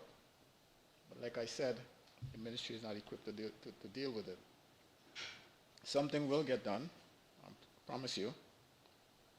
But one thing I can't promise you is time, which I don't have. The junior minister who has obviously taken on the Anegadian problem. She's been, they should know what an advocate she is for the Anegada situation, the lands in Anegada. And I appreciate that, what she does. Junior Minister Lorna Smith. She supports the appointment of Mr. Dirk Walters, as everyone who spoke has done. And she's expecting the Anegada lands to get moving. I think that if you heard what the Premier said, he is a staunch advocate for having that done as well. And the member for the 2nd District wrote a challenge to, but he just said the challenge is to fix the Anegada situation, which is a huge task.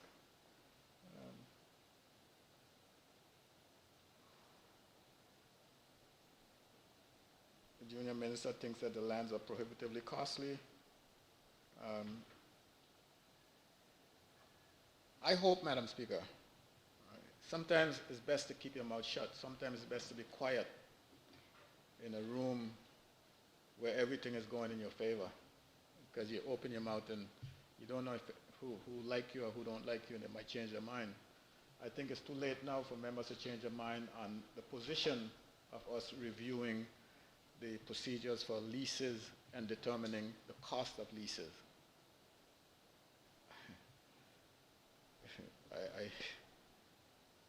Madam Speaker, it's unconscionable, but the ministry is following formulas. And I think sometimes discretion has to be used, but in this case, it's going to take the legislature in order to make that decision. I think, Madam Speaker, I believe that in many instances it's beyond the cabinet, and it needs to come here to the House of Assembly. A lot of things need to come to the House of Assembly to change the procedures. I hope I have time, because as you would see, it took us 6 months, as the Premier said, to get from appointing the membership of the board to now getting the chairman his approval from the House of Assembly through a positive resolution. the board can't do anything without the chairman. And until the chairman gets his positive resolution, and now we couldn't get anything done. All the instruments are signed. I hope that they can be issued. As a matter of fact, they should have been issued at least to the chairman before I brought this resolution to the House. The instrument is already signed. The Premier supports the appointment of the chairman. I would have been surprised if he didn't, because he was the person who nominated him. So he must know a whole lot about Mr. Walters. Matter of fact, I think everyone does know a lot about him. He spoke about his stewardship at the Customs Department. He spoke about it at the Financial Action Task Force and Financial Investigation Task Force.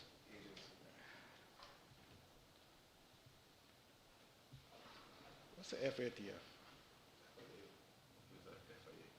FIA. Okay.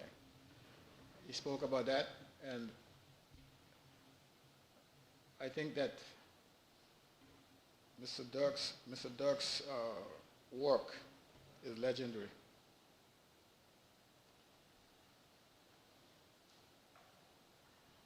He called him a patriot, and I agree with that.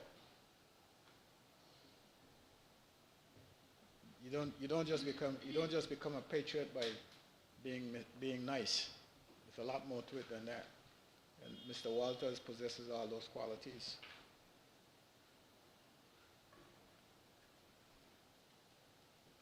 If you wonder, Premier, why the board was the membership on the board was appointed by cabinet in October, and it takes until now to get here. I could tell you, Premier, why. I could tell you why, because I've seen it up close. And if even to the 99th hour in cabinet, if we didn't fight to get it passed through cabinet, all the little nuances that I think that members of this House and houses going forward has to be more in tune with what's around them when they pass legislation. You don't just, when you write legislation, or when you write the laws, you have to look into the future. You have to look into the process, because not everyone is in your head. Something as simple as saying the appointment must be made by the minister responsible for natural resources and labor, environment, natural resources, and climate change.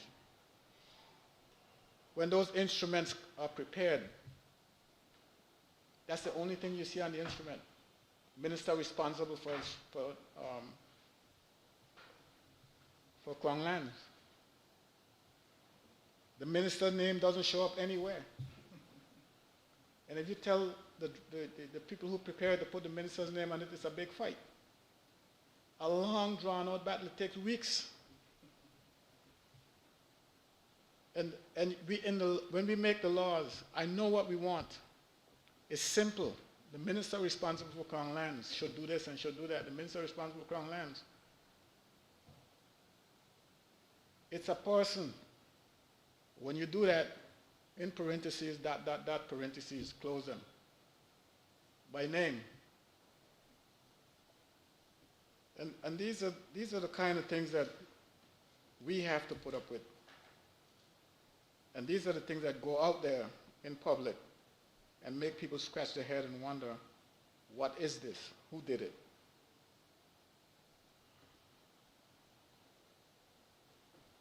Of course, the Premier advocated for the Anegada situation to be corrected, to be fixed.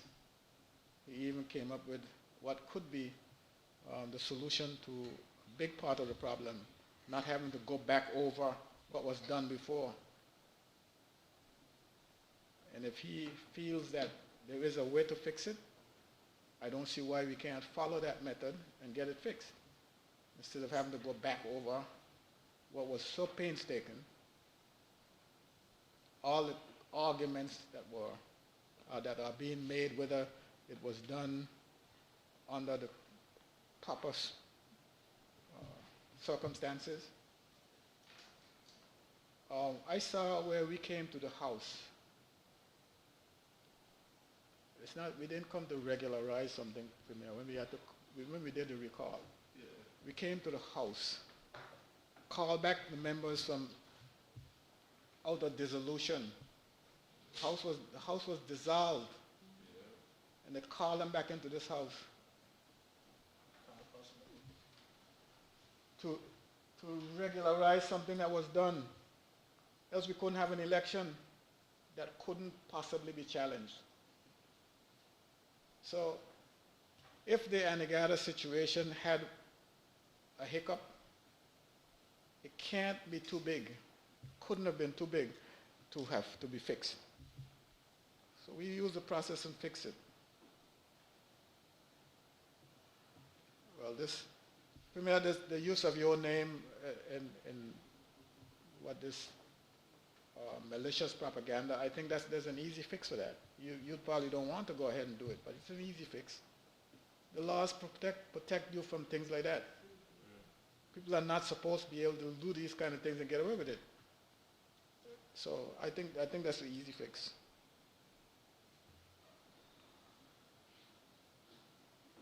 I think I said this, where you said the cost of land did not go up, it's the leases that went up.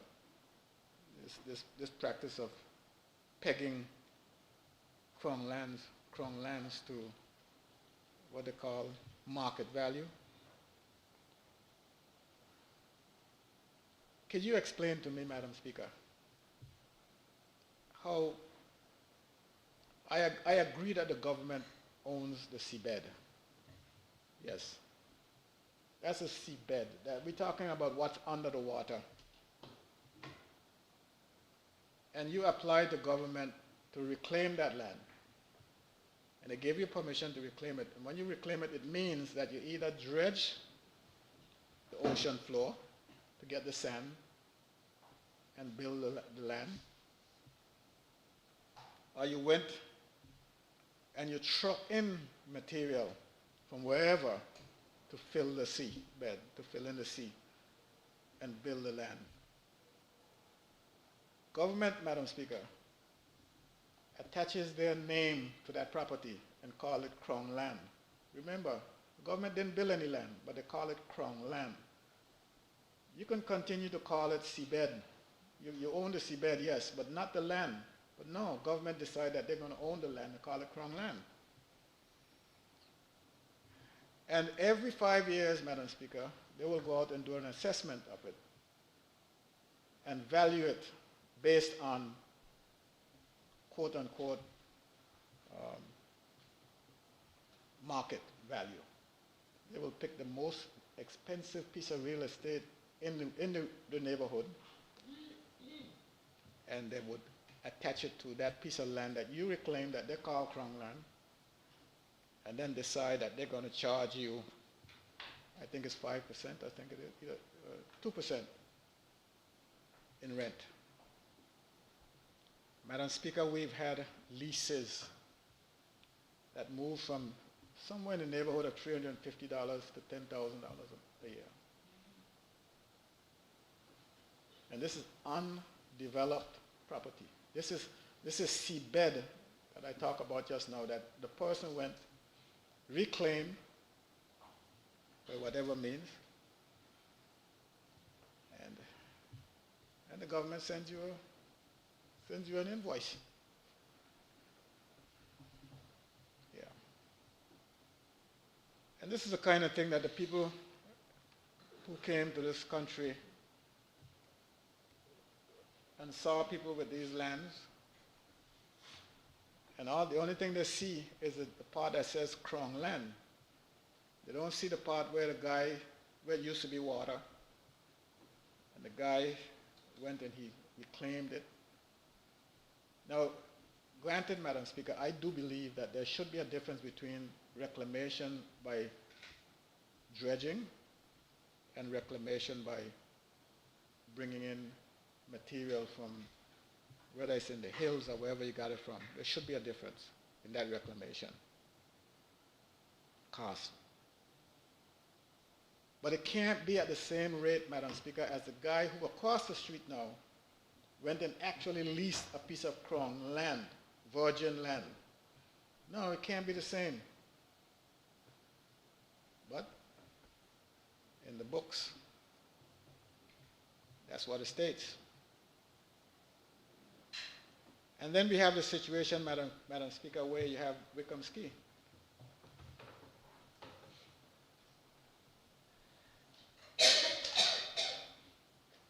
That is Crown land, Madam Speaker. Wickham's Key is Crown land. But the category that is falling under is a totally different kettle of fish. I got it. I agree with it. Where that portion of Crown land is not under the governor. I got it.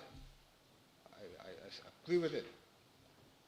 And we should use that same principle to take all the Crown lands and territory away from the governor. Yeah. But we have to be bold enough to make our own demands. No one is going to make those demands for us. So when the COI came here and they heard Crown land, the only thing they saw was Her Majesty, was His Majesty at the time, or Her Majesty? Was his or her? No, they ain't working with me at all. That's what they saw, the UK. This is UK property. And these guys here are having it. But no, Madam Speaker, the land belongs to the people of the territory. And that's why in the Constitution review that we're doing, we're seeking to have it changed to say Virgin Islands land.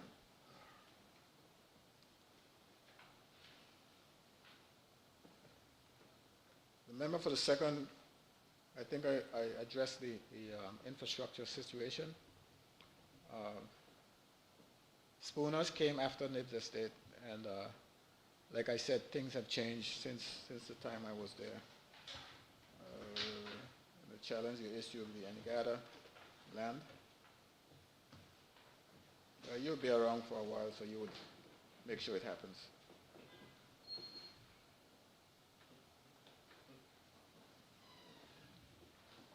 So there you have it, Madam Speaker. I want to thank the members for their contribution, and I again put up Mr. Walters for their support. Thank you, Madam Speaker.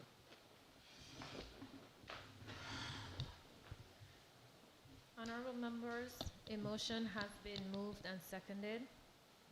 Those in favor? Aye. Those against? The ayes have it. The motion is passed. At this time, I call on the Premier to move a motion.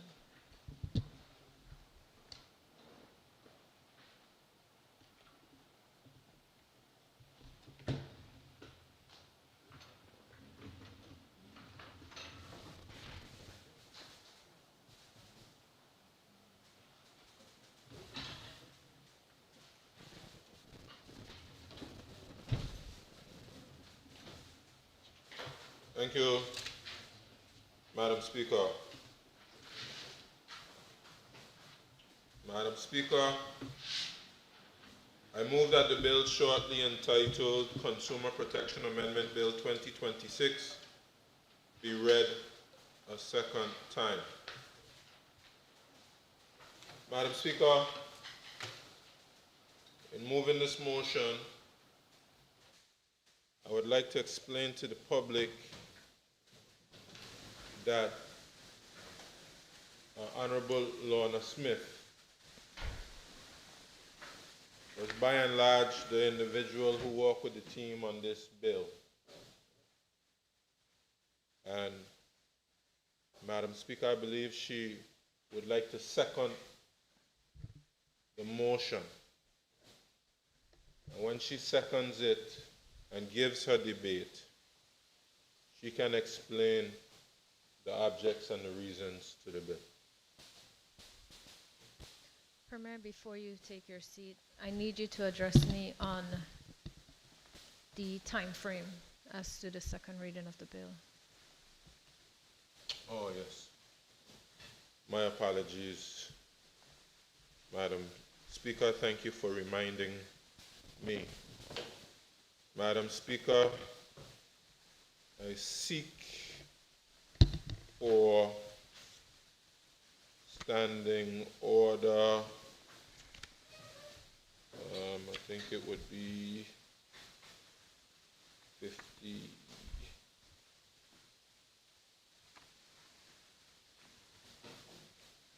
Thank you, Madam Speaker. I have to waive, seeker to waive a standing order here. 52. Madam Speaker, my apologies. Before moving the motion for the second reading, I would like to move a motion for the waiver of Standing Order 52-2 to allow for the second reading of the Consumer Protection Amendment Bill 2026. Madam Speaker, I so move. Madam Speaker, I rise. Honorable members, a motion has been moved and seconded. Those in favor? Aye. Those against? Given there is no objection, I will consent to this. The motion is thereby passed. Premier. Thank you, Madam Speaker. My apologies, I should have done that before I moved the motion for the second reading. So again, Madam Speaker, I'll move a motion that the bill shortly entitled Consumer Protection Amendment Bill 2026 be read a second time. And Madam Speaker, as I explained before, when the Minister Smith stands to debate, she will explain the objects and reasons. Well, let me just say, Madam Speaker, just very briefly, that this government cares about the consumers of the territory. And that's why we're bringing this bill. This territory has never truly had a legislative framework for consumer protection. And this is what we are establishing, Madam Speaker, with this amendment bill, which the Minister Smith will explain. And I want to thank Minister Smith, and I want to thank the team that works at the Ministry of Financial Services, Economic Development, and Digital Transformation for the work they did to get this bill here. I know the Leader of the Opposition will also be very pleased as well, because he also did some work when he was Junior Minister with the same team in developing the consumer protection framework. Madam Speaker, there may be some misgivings because, of course, this was originally intended to move forward with the Trade Commission. But I support Minister Smith's decision to revisit the areas that would have been administered through the Trade Commission. And I agree that some of those areas, some of those powers should remain with the minister, with the department, to be able to administer. I think this is one that should have stayed with the minister and the department. And important to say that some aspects of the Trade Commission will move forward with a, what's the name of it, Minister Smith? Like a trade,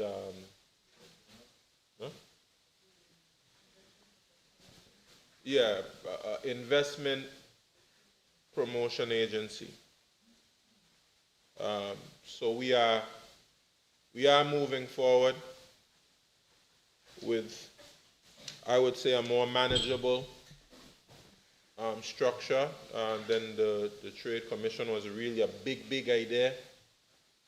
But we're moving forward with some aspects of it that will be administered through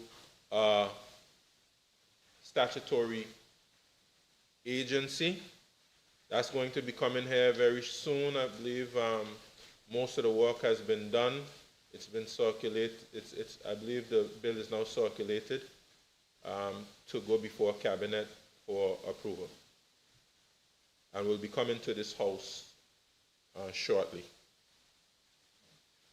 So I want to express my gratitude for the work that is done, for that to come here. The Business Licensing Act will come here as well, a similar exercise, ensuring that that remains with the Minister and the Department.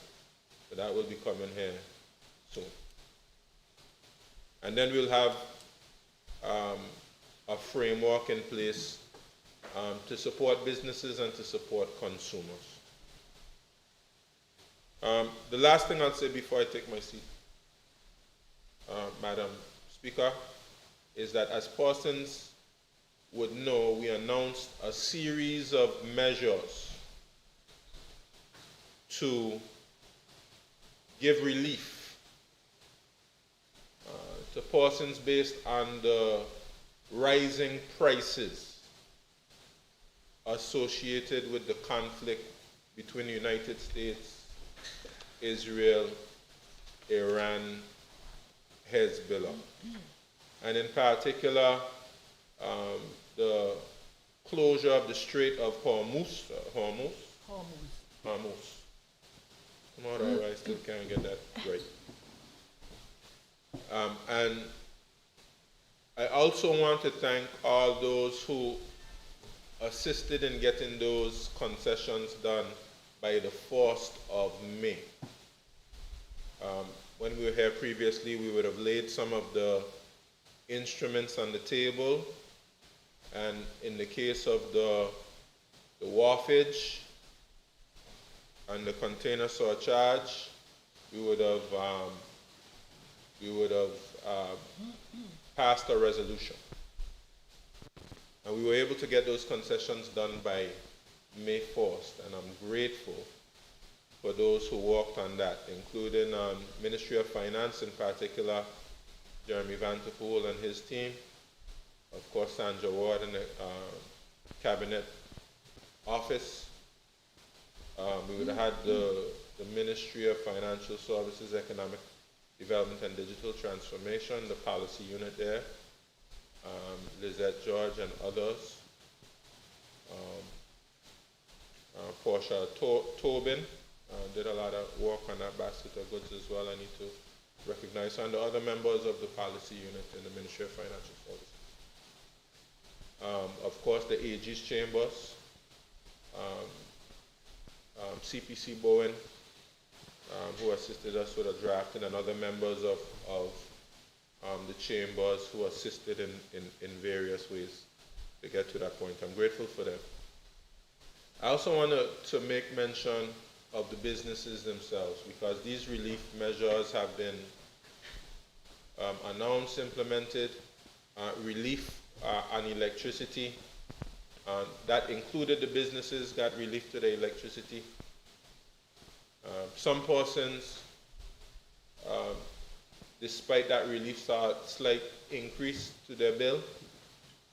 Persons should know, if not for the relief, the bill most likely would have doubled or maybe even tripled. So don't take for granted that that relief has assisted you from facing a calamitous situation of a very high bill. And we're monitoring to see, over the course of this 3 months, to see whether prices stabilize or not, or whether we have to consider other measures, also monitoring the revenue that we are collecting and other commitments that we've made. But we had the electricity, we reduced duty on the basket, and we're going to continue to do more promotion of the basket so persons can understand how it works. We also reduced the wharfage and the container surcharge, and we moved from CIP to FOB value in terms of charging duty. And those things are intended to provide substantial savings to the business community. And I mean, some persons try to throw kind of cold water on what we've put forward, but these are things which were agreed with the business community. We sat down with the business community, and this is what the business community said that they wanted. And we delivered what they said that they wanted. And I also want to recognize Minister Smith for doing that, because she has taken a very collaborative approach with the businesses. Extremely collaborative approach with the businesses. She has insisted that we sit down on the businesses and we work with them to get better prices for the consumers. And I thank Minister Smith for that. And I thank the businesses for that, for being willing to sit and walk through these issues. Now, the business and community and myself and Minister Smith will have to sit down again so we can go through this whole concept of price control. This amendment bill will give the authority for the minister to pass regulations that will regulate prices on a basket of goods. Now, we live in a free market economy, and prices are set based on market conditions. But we have decided to implement price control in very limited circumstances, where the government has passed on concessions to businesses, and we want to ensure that those concessions are passed on to consumers. I think we have to sit down with the business community and determine how that will happen without interfering with their ability to run a proper business. But that will be done by regulations. So we are going to be sitting down with the business community and discussing exactly the formula that will be used to determine what the prices on those basket of goods should be. And that is something that the people have called for, they have asked for, because they do not believe that the businesses on their own will pass on the savings. So we need the legislative tools to ensure that the savings are passed on. But of course, Minister Smith will be able to give us the exact detail, take us through the detail of this bill after she seconds the motion. Again, let me express my appreciation to Minister Smith, Ministry of Financial Services, Economic Development and Digital Transformation, and all others who contributed to getting to this stage. Madam Speaker, I thank you. Thank you, Madam Speaker. And Madam Speaker, I rise to second the bill, and I thank the Premier for giving me. I beg leave, Madam Speaker, of you to give my contribution and in explaining the provisions of this bill. Madam Speaker, I'm grateful to the Premier for giving me this opportunity to explain in greater detail the provisions of the Consumer Protection Amendment Bill. But in order to do so, Madam Speaker, this will require some context in relation to how we've gotten to where we are today.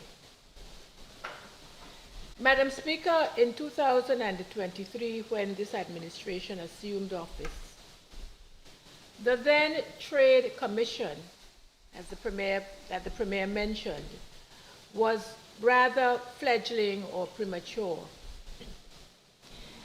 And there was not sufficient consideration given to how commerce and investment would evolve, especially in the best interests of the people of this territory. At first blush, the fledgling Trade Commission appeared to be quite pricey.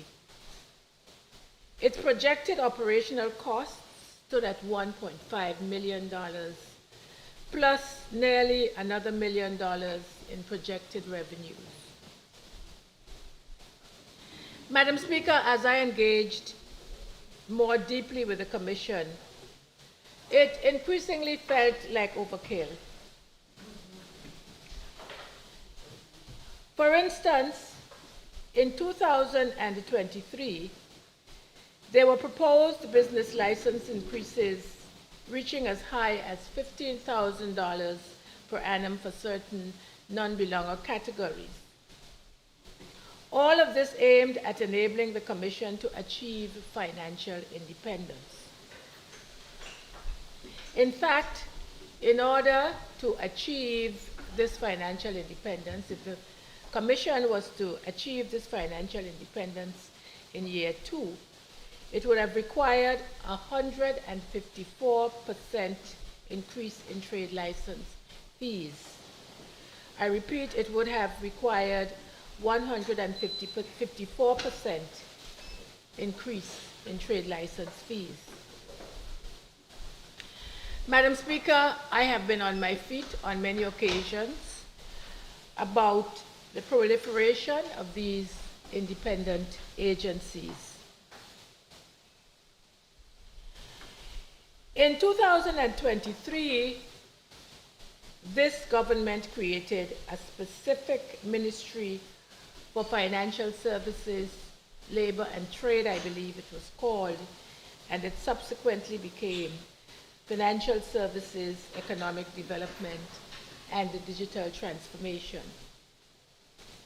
Madam Speaker, that seemed to be the appropriate place for all matters related to trade and business to sit in, rather than pressing forward with an independent trade commission. So later in the year, the passage of the Suspension Act to allow us time to determine the best way forward was fully warranted. And so, Madam Speaker, I am pleased today that we are not only where we ought to be, but that we are now ready to move forward. We are moving forward with the amendments to the Consumer Protection Act, a key development which will allow its administration to remain within the ministry. Very shortly, as the Premier mentioned, we will move forward with a trade and investment promotion agency, which will operate on the basis of a public-private arrangement.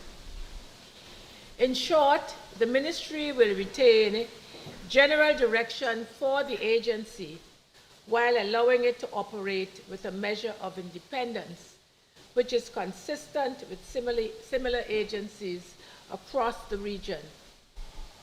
So, Madam Speaker, we encourage the public to watch this space in relation to the establishment of the Investment Promotion Agency. Madam Speaker, upon a comprehensive assessment of what an effective Ministry of Trade and Commerce must encompass, government determined that several core responsibilities should remain under the direct purview of the ministry. These include micro, small, and medium-sized enterprise grants, the approval of business licenses, and the full mandate of the National Business Bureau, most notably the critical work of equipping our people for business success through structuring training in marketing, business planning, customer care, and related competencies. So these, Madam Speaker, will remain within the ministry or the trade department. Government also determined that the trade and investment promotion function is best advanced, as I said before, through the establishment of an investment promotion agency. It was important that we did not create a facility that would exclude BV Islanders, especially in the tourism, transportation, and related sectors. We know that there are several BV Islanders who are invested in this economy, who have invested in this economy over the years, and we want to see more of this investment by BV Islanders. For us, Madam Speaker, the issue of balance is very important as we seek to attract investment. Madam Speaker, I should mention that we also recently concluded a memorandum of understanding with the Dominican Republic, which covers cooperation in trade, agriculture, tourism, cultural diplomacy, and related areas. This, Madam Speaker, forms part of our broader effort to deepen regional engagement and to expand the opportunities for our people. Madam Speaker, within that context, allow me to now turn to the bill before us. One final thing I should add is that this bill under the Trade Commission was not meant, under the Trade Commission, what the then Trade Commission was not meant to come on stream until year 2, I believe. So we are not too far off in terms of its enactment. Madam Speaker, the 2-year period immediately following the passage of the Principal Consumer Protection Act 2020, as we all know, was marked by extraordinary disruption arising from the COVID-19 pandemic and other broader governance and administrative challenges facing the territory at the time. These circumstances inevitably affected the pace at which certain institutional arrangements could be operationalized. Madam Speaker, the bill before us will ensure that the consumer protection framework enacted in 2020 can now operate effectively in practice. The Consumer Protection Act 2020 was passed to promote and protect consumer interests in relation to the supply of goods and services and to safeguard their life, health, and safety. The Principal Act created a broad framework of rights and protections for consumers. It established protections against unfair trade practice, misleading and deceptive conduct, defective and unsafe goods, unfair contract terms, and other forms of conduct that can place consumers at a disadvantage. It also provided for consumer rights such as access to information in plain and understandable language, the right to cancel certain agreements, and the right to seek redress through a formal complaints process. Madam Speaker, while the policy intent of the 2020 Act was sound, the Act vested responsibilities in the Trade Commission, which had not become operational. As a result, the legal protections provided by this Honorable House were not supported by a practical institutional mechanism for implementation and enforcement. So this bill, Madam Speaker, will now address that problem directly. Its purpose is threefold. A, to reassign the functions to the minister and to a director of business. B, to establish a consumer affairs tribunal for disputes resolution.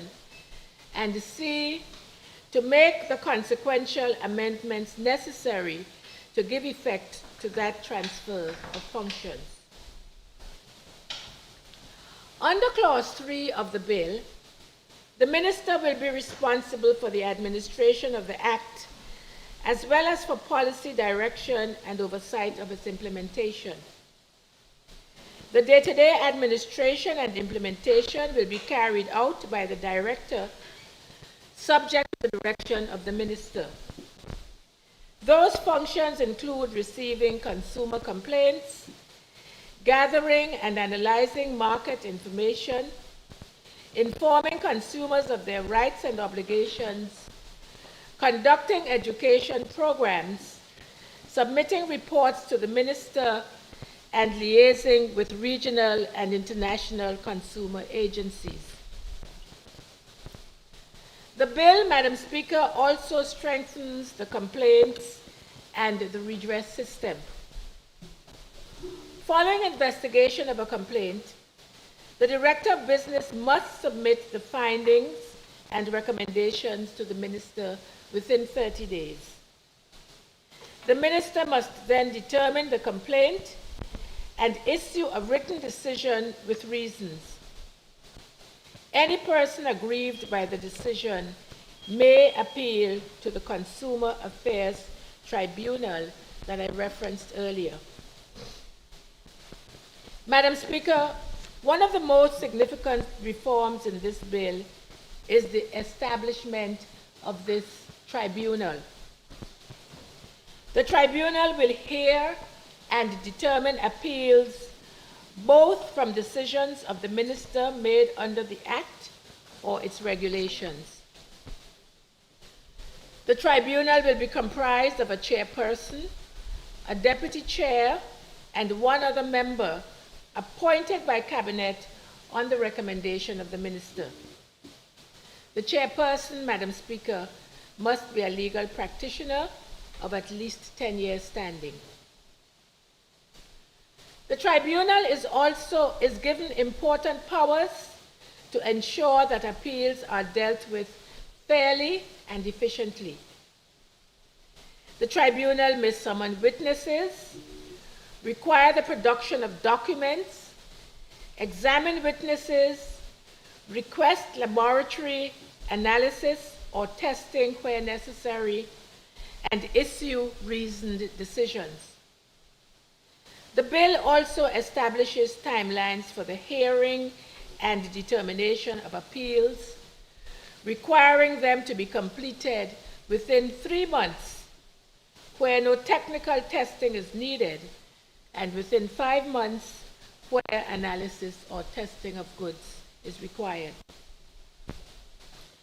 The bill further updates the Act by replacing references to the Commission with references to the minister or the director as appropriate, and by removing provisions that depended on the advice of a commission that is not operational.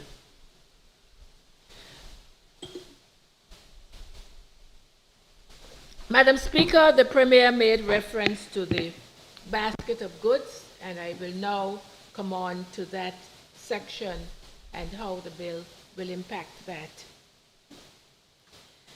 The bill also expands the regulation-making power in Section 108 to permit the regulation and control of prices for essential goods, including the establishment of price limits, periodic review, and monitoring and enforcement measures.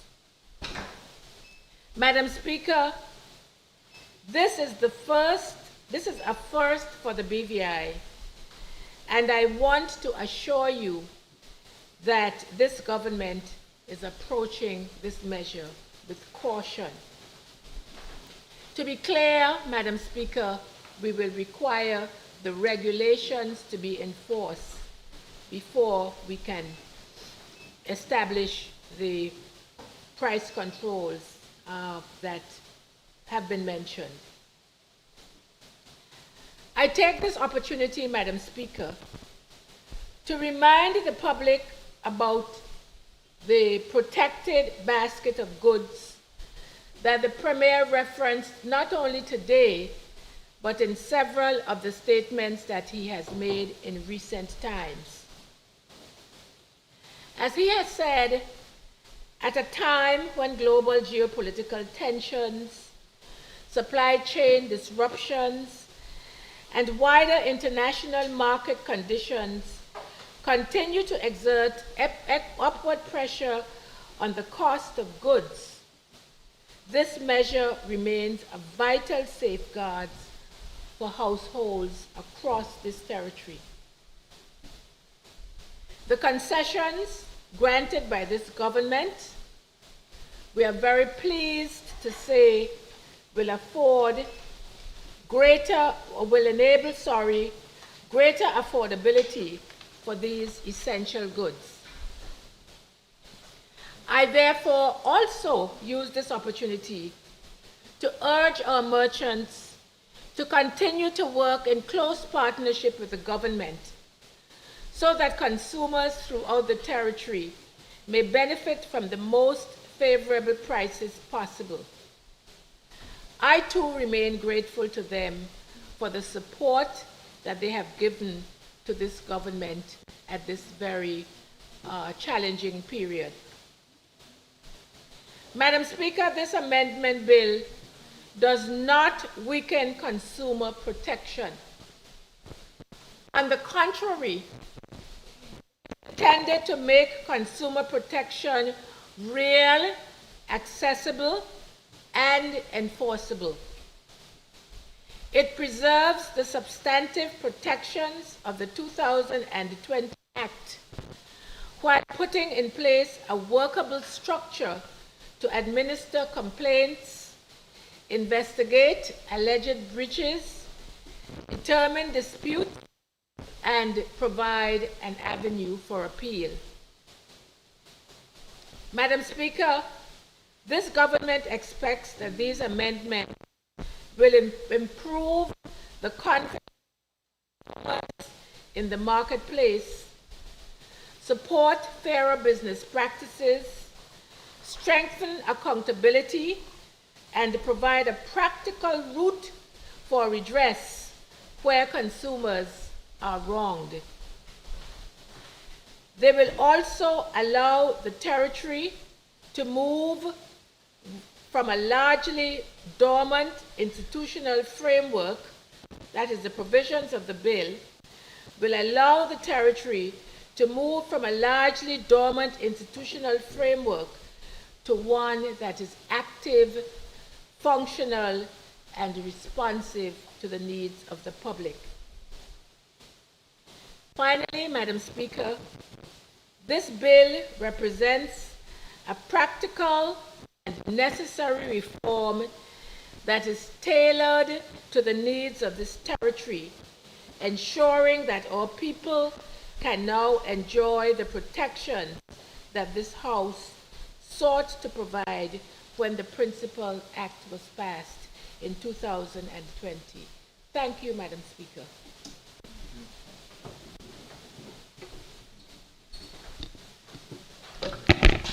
Honorable members, the floor is now open for debate. Any member wish to debate at this time?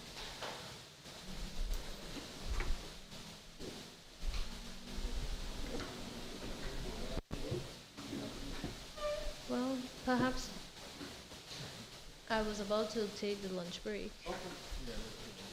All right, so I'll take the lunch break and we'll return at 2:30 p.m. House is now in recess.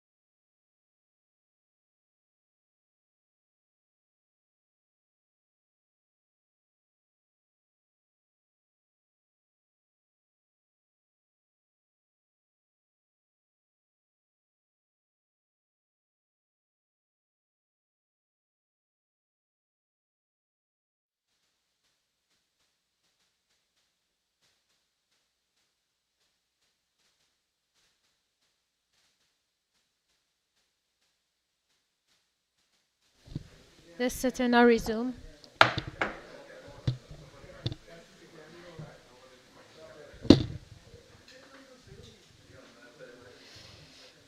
Members, as indicated, the floor is open for debate. Any member wish?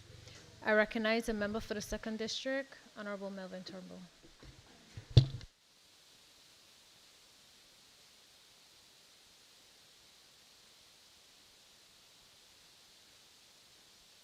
Thank you, Madam Speaker.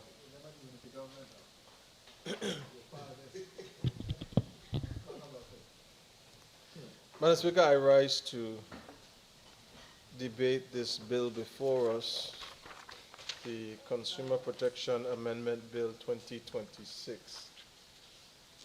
And Madam Speaker, this bill was originally brought before this House and I believe passed the substantial bill in 2020. And seeing it come back, Madam Speaker, I thought that we would have had some substantial changes to the bill to strengthen some of the areas that were inadequate when the bill was first passed. And Madam Speaker, I went back to the debate from 2020 thereabout when this bill was passed and some of the things that I highlighted. I understand what the objects and reasons set out to do, but I believe we are at a stage that we should not just be reacting, Madam Speaker, but we should have been more proactive towards the addressing of this amendment. And Madam Speaker, I have prepared some notes, so I'm going to ask for your indulgence for me to allow to refer to them. Madam Speaker, this bill is not just dealing and should not just be dealing with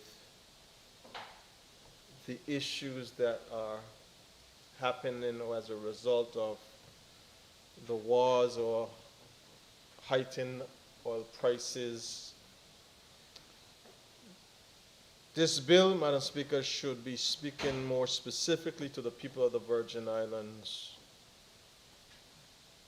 who are stressed, who are tired, who are struggling in silence while the cost of living continues to rise among them. So today, Madam Speaker, I will stand for the single mother working 2 jobs and still wondering how she will afford groceries before the end of the month. I will stand for the father waking up before sunrise, working construction all day, driving a taxi at night, and still lying awake wondering how he will pay rent, electricity, insurance, school expenses, and gas. I stand, Madam Speaker, for the seniors and pensioners, the very people who built the territory with their sweat and sacrifice, who now stand in grocery stores, counting their dollars and cents, quietly putting items back on shelves because they simply cannot afford them. I also stand, Madam Speaker, for the young families trying desperately to stay afloat in an economy where everything keeps increasing except their salaries.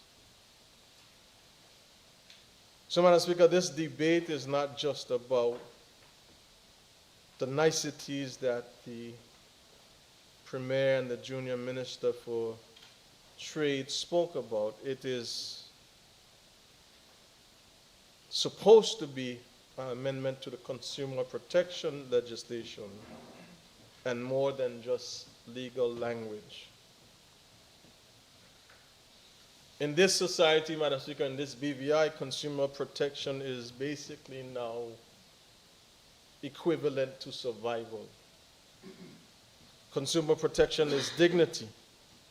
It is whether people in the Virgin Islands can realistically afford to live in the country they call home. And while this government has brought this amendment bill claiming to strengthen protections for consumers, when I have gone through this legislation and the people would have gone through this piece of legislation or bill, we will see something that is deeply troubling. For the most part, Madam Speaker, this is an administrative exercise. It is shifting powers, restructuring responsibility, establishing a tribunal procedures, but it does not go nearly far enough to address the economic suffering people are experiencing on a daily basis. In the objects and reasons, Madam Speaker, read by the junior minister, the bill makes it clear that the primary purpose is to transfer the responsibility from the non-operational Trade Commissioner to the Minister and Director, and to establish a tribunal. Madam Speaker, in this society that we now live in, with all the difficulties and challenges, our people are not crying out for more bureaucracy. They are crying out for relief, and meaningful relief. Our people, Madam Speaker, are not begging for more administrative procedures. What they are begging for and needing of is affordability. Persons, Madam Speaker, in every district from 1 to 9 are asking and begging this government to understand what they are feeling, to stand at the cash register and realize that their salary no longer stretches far enough to feed their families. And this is why, Madam Speaker, this amendment feels rushed, incomplete, and disconnected from the lived realities of our people. Madam Speaker, if the cabinet members who are the drivers of policy, I believe that if they fully understood the pulse of the people, they would have brought a comprehensive reform, not selective amendments to temporary fixes.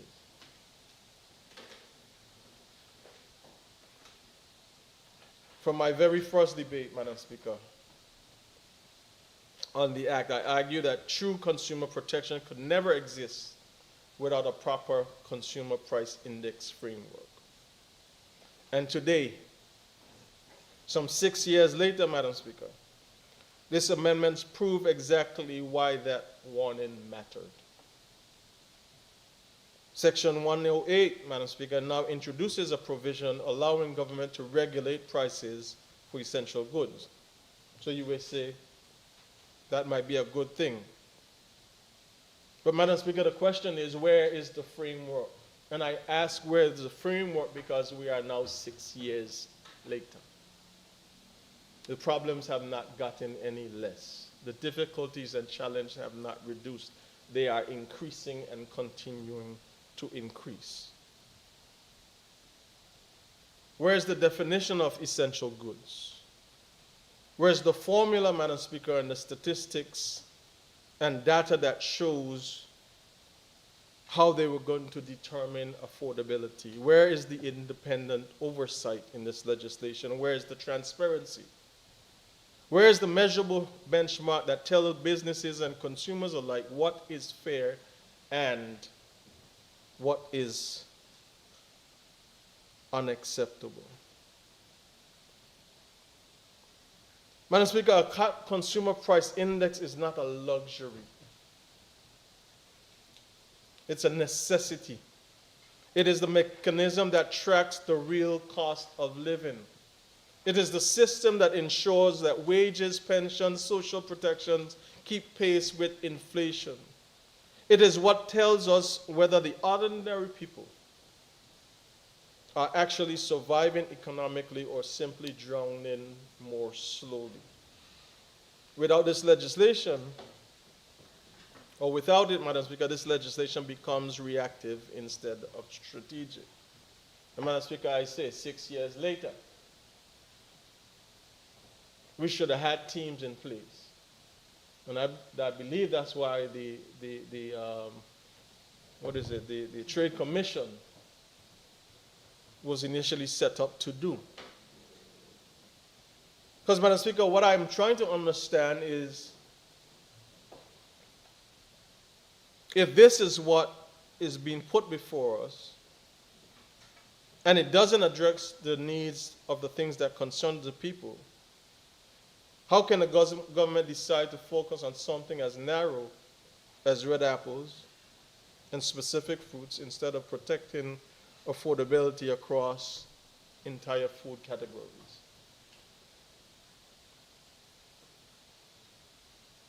The people do not live item by item. They survive household by household. A mother shopping for groceries is not buying apples or selected fruits. She's trying to buy milk, bread, cookies, cooking oil, diapers, formula, vegetables, and all the other things, including medication. And Madam Speaker, this selective approach reveals that the government is treating consumer protection like a public relations exercise instead of a serious economic strategy. What makes it even more alarming is that the Honorable Premier, in a recent, I think, press release, he was responding to a question, stated that the gas prices will not be regulated under this legislation. And Madam Speaker, I'm asking, if not this, what? But I know the Premier would have his opportunity to respond. And that statement, Madam Speaker, strengthens my argument because it exposes the weakness in this approach to the amendment to this bill. Because fuel in the Virgin Islands is not optional. Fuel impacts everything. Fuel affects grocery prices, transportation costs, electricity generation, shipping expenses, taxi fares, construction costs, fishing operations, small businesses, and every household trying to survive. Every increase at the gas pump eventually appears in the grocery store, in utility bills, in rent, in the daily expenses of our ordinary residents. So how then, Madam Speaker, can government claim to be addressing consumer protection while excluding one of the greatest drivers of inflation in this territory, specifically at this time? The Premier also said, Madam Speaker, and I quote, that we are operating in a free market economy.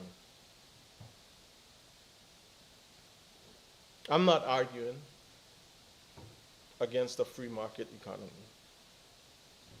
But when conditions, Madam Speaker, begin crushing the people, government has a duty to intervene and intervene responsibly. Because the question, Madam Speaker, from my background in finance and economics, what good is a free market if the people are no longer free to afford basic living? And this is the heart of the problem. Madam Speaker, this government continues to respond to economic suffering with piecemeal solutions instead of structural reform. I said 6 years. The people are asking for protection from exploitation, not political slogans, not symbolic amendments, real protection. And I believe, Madam Speaker, if we are honest with ourselves, we have to see, we have to feel and understand what is really happening in this territory. The cost of living, Madam Speaker, in the Virgin Islands increases between 4 to 6% annually. The cost of insurance, Madam Speaker, whether health or home insurance, increases between 8 and 13% annually. groceries rising, rent costs rising, electricity rising, Madam Speaker, health care rising, transportation costs rising, and everything is increases, but the income are not increasing at the same pace. You have pensions, Madam Speaker, that are not increasing at the same pace. Social Security benefits, Madam Speaker, are not increasing at the same pace. And that is why so many persons in this territory are beginning to feel the pressure and feel more and more trapped. We have hardworking people, Madam Speaker. 2 and 3 jobs, as I said before. If we are really listening, Madam Speaker, we will understand how heartbreaking that reality is. They're doing everything that they're supposed to do, working hard, sacrificing, trying to provide for their families, and despite all of it, they still can't get ahead. And then, Madam Speaker, I turn to the people that I love very dearly, our seniors, our pensioners. What about them? Many of them receive modest increases, perhaps an additional $200 in social development, social security benefits, or even the benefits that they might get from social development. But, Madam Speaker, again, let us be truthful. As members of this honorable House, we had a responsibility for a district vote where we would try to help to assist persons, especially our seniors in our community. We know what is happening with social development, how much money continues to return to the consolidated fund because we're unable to help these people. So what does $200, Madam Speaker, additional mean in this economy? $200 can cover rent, groceries. Can $200 cover electricity?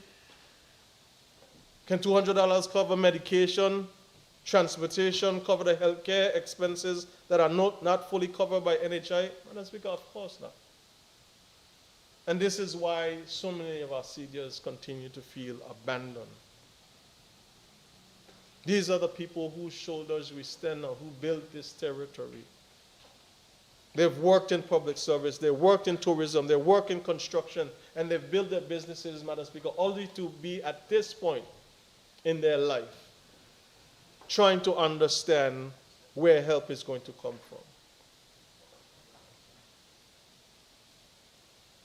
Madam Speaker, they should not be trying to understand how. Should not be trying to understand why costs continue. They should not be trying to understand, Madam Speaker,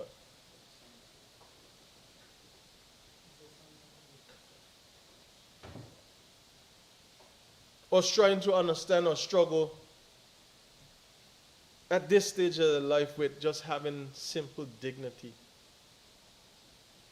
Madam Speaker, this bill does nothing, says nothing meaningful about protecting the seniors from inflationary hardship.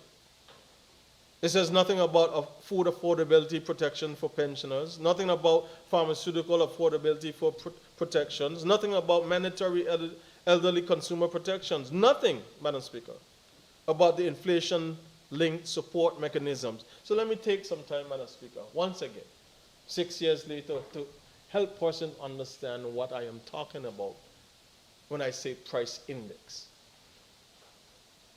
The basket of goods that the Premier and his government listed out.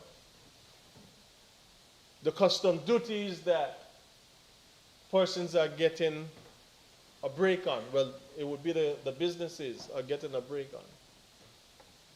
It sounds good to move certain categories from 20% to 15%, 15% to 10%, 10% to 5%. Madam Speaker, without data, without statistics, without the information, Madam Speaker, from these businesses that are providing these services to the people of this territory, how do we just come about with these percentages and just think it's all right because we're reducing by 5% here or 10% here, Madam Speaker? What is the bottom line? effect that it would have. And Madam Speaker, how are we ensuring that this cost will be passed on to the consumers? There's no way. Let me help you understand, Madam Speaker. Let's say there's 5 or 6 supermarkets in the territory. Without a price index, Madam Speaker, we call this some juice.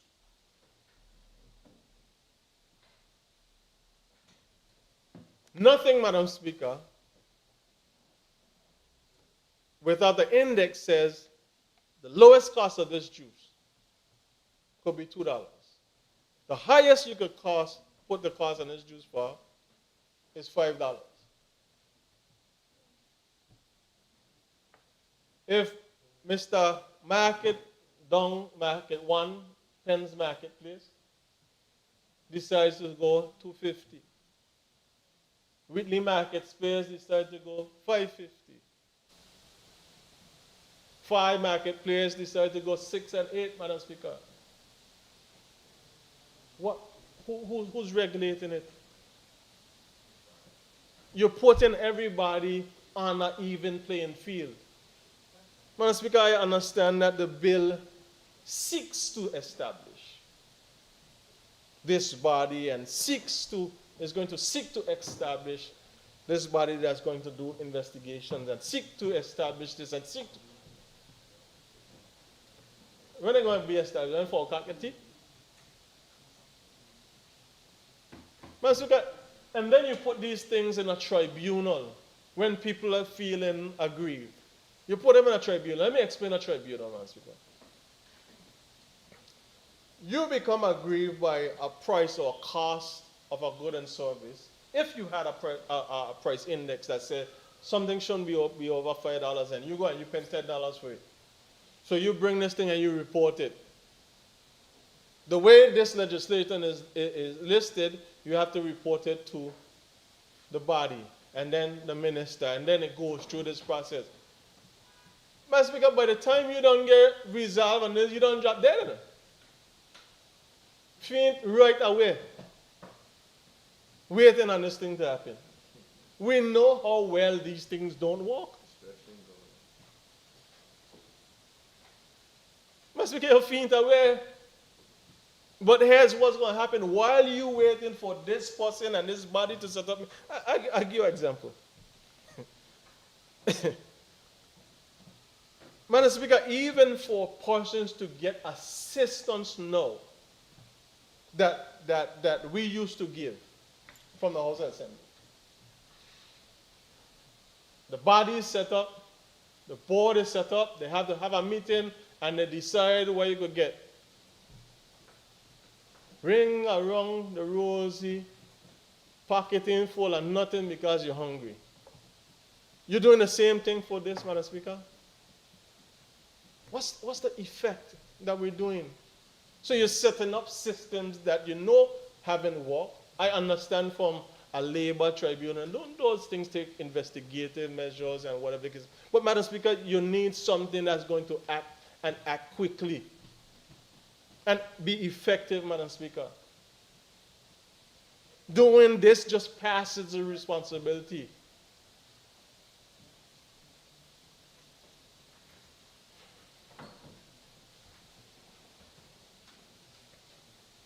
Madam Speaker, let's discuss health care too. The consumer protection, right?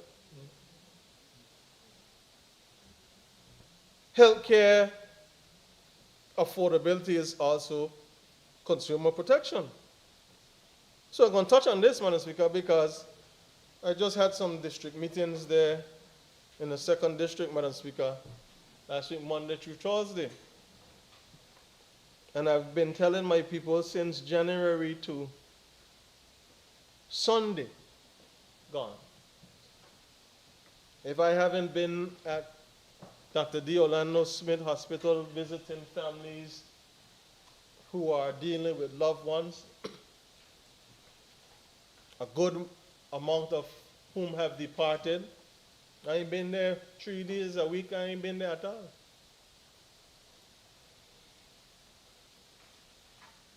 But the National Health Insurance, Madam Speaker, the system that was introduced nearly a decade ago, healthcare realities have changed dramatically since then. Today we are seeing more diabetes, more hypertension, more cancer diagnosis, more mental health challenges, more chronic illnesses, and more elderly care needs. And healthcare costs continue to skyrocket.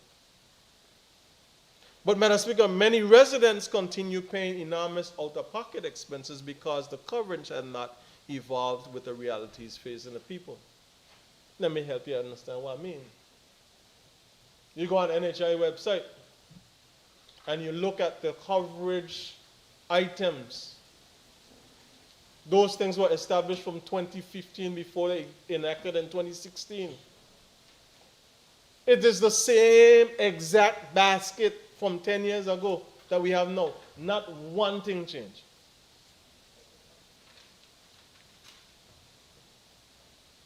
More illnesses, more costs, no regulations, but people are expected to pay. And then you tell me, well, this ain't even covered here now, but then you tell me you set up a tribunal. But we're not even looking at it. Madam Speaker, 6 years later, 6 whole years later,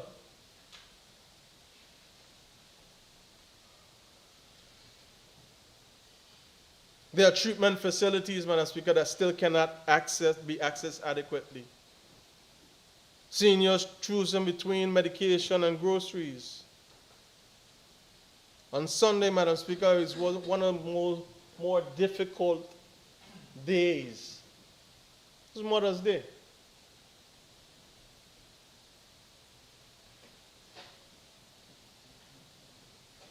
And my family and I spent a good amount of that time at the D. Orlando Smith Hospital.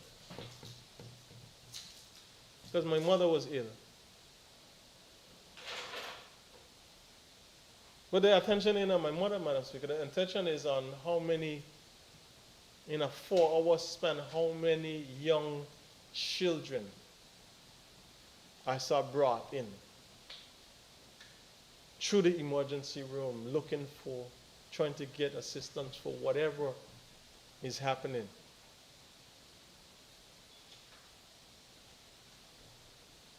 But then you got 2 nurses in the whole emergency floor, one running racket, Madam Speaker.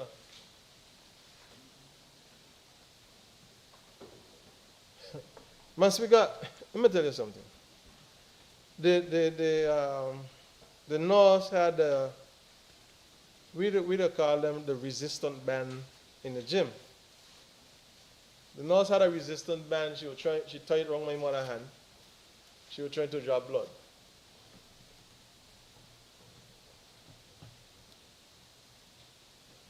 The band was still on my mother's hand. The other nurse came in and said, we said I need to borrow this.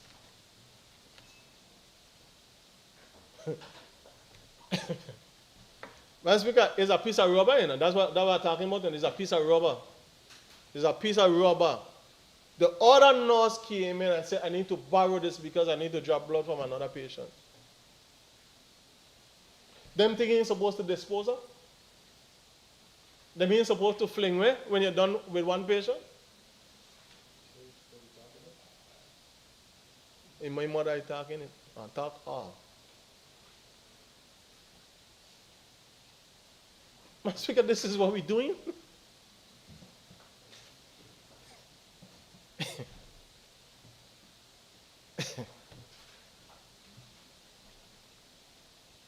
Madam Speaker, so I am battling with what the government is saying and claiming to do when you're not modernizing the healthcare affordability protections. And not just for seniors, for everybody in this territory. Madam Speaker, this legislation could have addressed the affordability reviews, pharmaceutical price protections, inflation responsiveness, support systems, affordability monitoring and coordination with NHI reviews. But it does not. Instead, the government focused overwhelmingly, Madam Speaker, on administrative restructuring. In Section 6,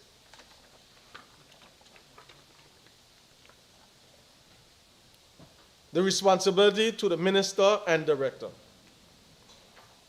Section 9, Madam Speaker, is where they establishes the investigation and appeal procedures. This is the same procedure I'm talking about. And then Part 3A creates the Consumer Affairs Tribunal. And while dispute resolution matters are important, we got to be honest, Madam Speaker. The average struggling family now in this society ain't waiting and asking for no tribunal. They're waking up asking, how will I survive another month, given what's going on?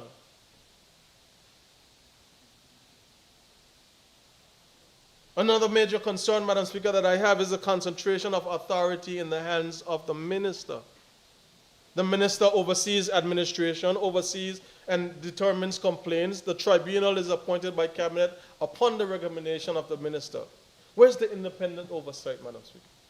Where's the independent consumer watchdog? Where are the mandatory public reporting requirements? Where is the transparency that builds public trust? Consumer protection, Madam Speaker, cannot simply depend on political discretion. It must be institutional, measurable, and independent. Madam Speaker, the people of this territory are not asking for perfection. They just need our compassion. They're asking for leadership that truly understands what they are facing and what they're going through. And right now, Madam Speaker, too many people, too many of our people feel unheard. I had 4 meetings, Madam Speaker, from Just Van Dyke, King Adam, Bruce Bay, and mayors. Single parents, young professionals, seniors, Madam Speaker, working class families, Madam Speaker, all feel on her like nobody is paying attention to what is going on. The fishermen, Madam Speaker, are feeling this board. Small business, Madam Speaker, employees feeling unheard. But those are the fabric of our community.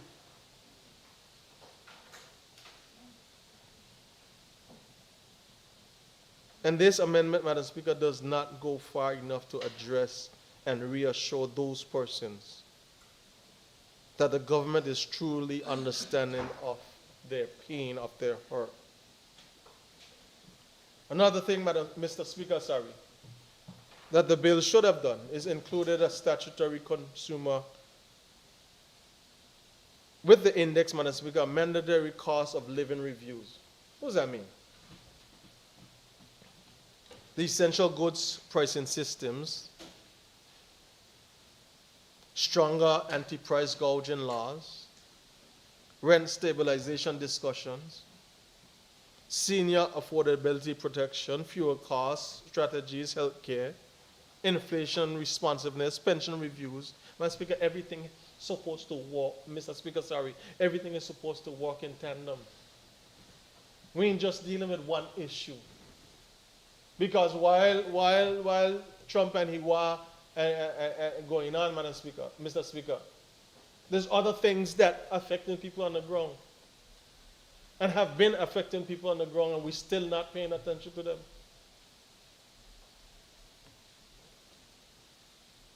Mr. Speaker, if we had included these things in this amendment, it would have shown that we were willing to have vision, that we were willing to be transformational. It would have shown, Madam Speaker, that the government is taking courage to go beyond the things, Mr. Speaker, that are affecting the people because of the war, because of high gas prices, or what is as a result of the war.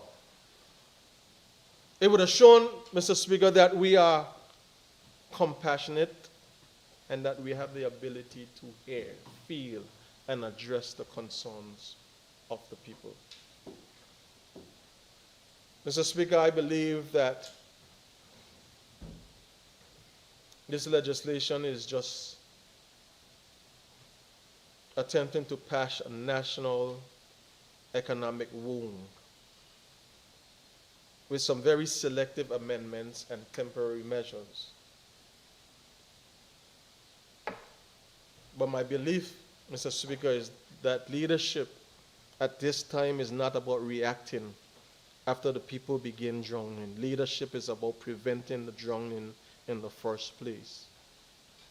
Listening to the frustration before it comes desperation. Leadership is about governing with empathy, foresight, and courage. And Mr. Speaker, that's why today I'm not against consumer protection, but I am in defense of real consumer protection. Consumer protection that since a bill was introduced 6 years ago and passed through this House, the team in the Ministry of Finance, the economists of this territory, the statistics person, Mr. Speaker, that zone that understands what people are going through from social development, social security, and family support network.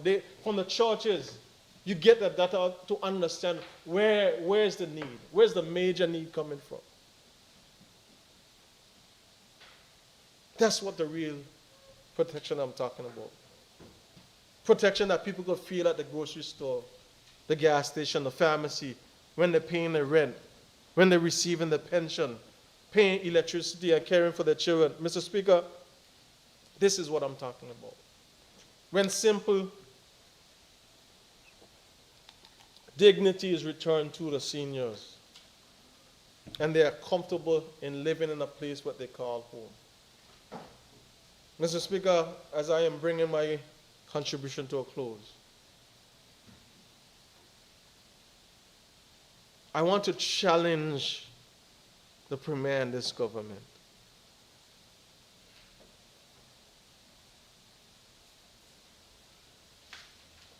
to don't just do things for the sake of doing it, but do it beyond the clauses, beyond the sections, beyond the amendments, beyond the legal language, because there are people depending on us to get this right.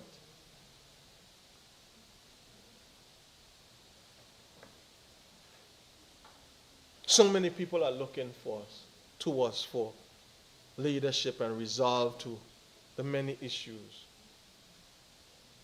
And we just can't ignore them. Mr. Speaker, the government cannot continue to approach the suffering of the people with piecemeal responses and expect people to believe that meaningful change is happening. I don't believe our people are asking for miracles. They're just asking for fairness. They're asking for balance. And I am asking us, Mr. Speaker, even though this legislation is done the way it is done, consider the things, Mr. Speaker, that I have raised. Consider the areas that other members I know for sure would raise. And not just do this approach, but go back to the drawing board, Mr. Speaker, and ensure that we are addressing the issues that are really affecting the people.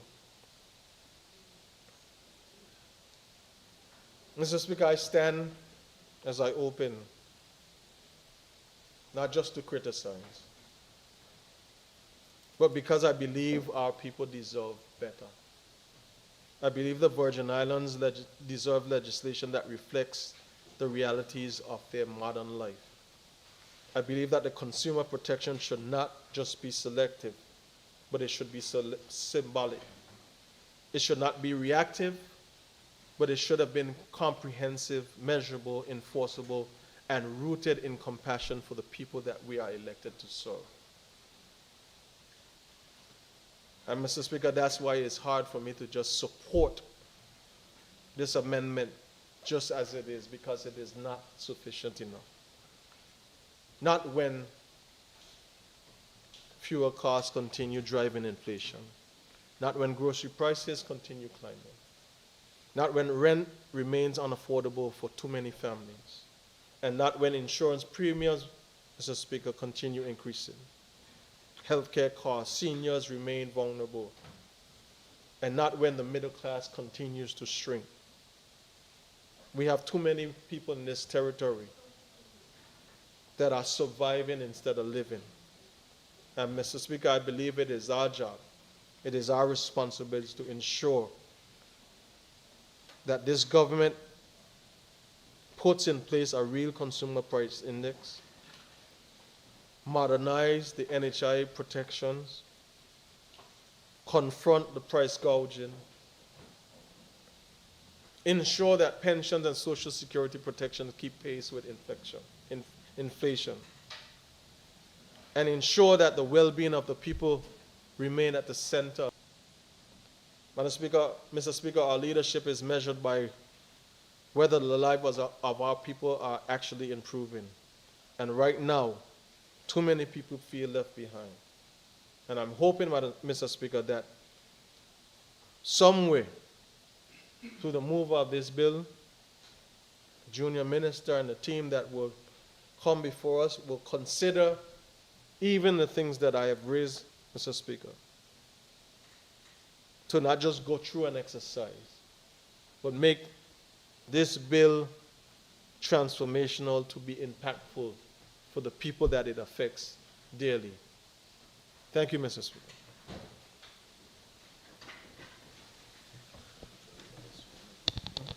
Thank you.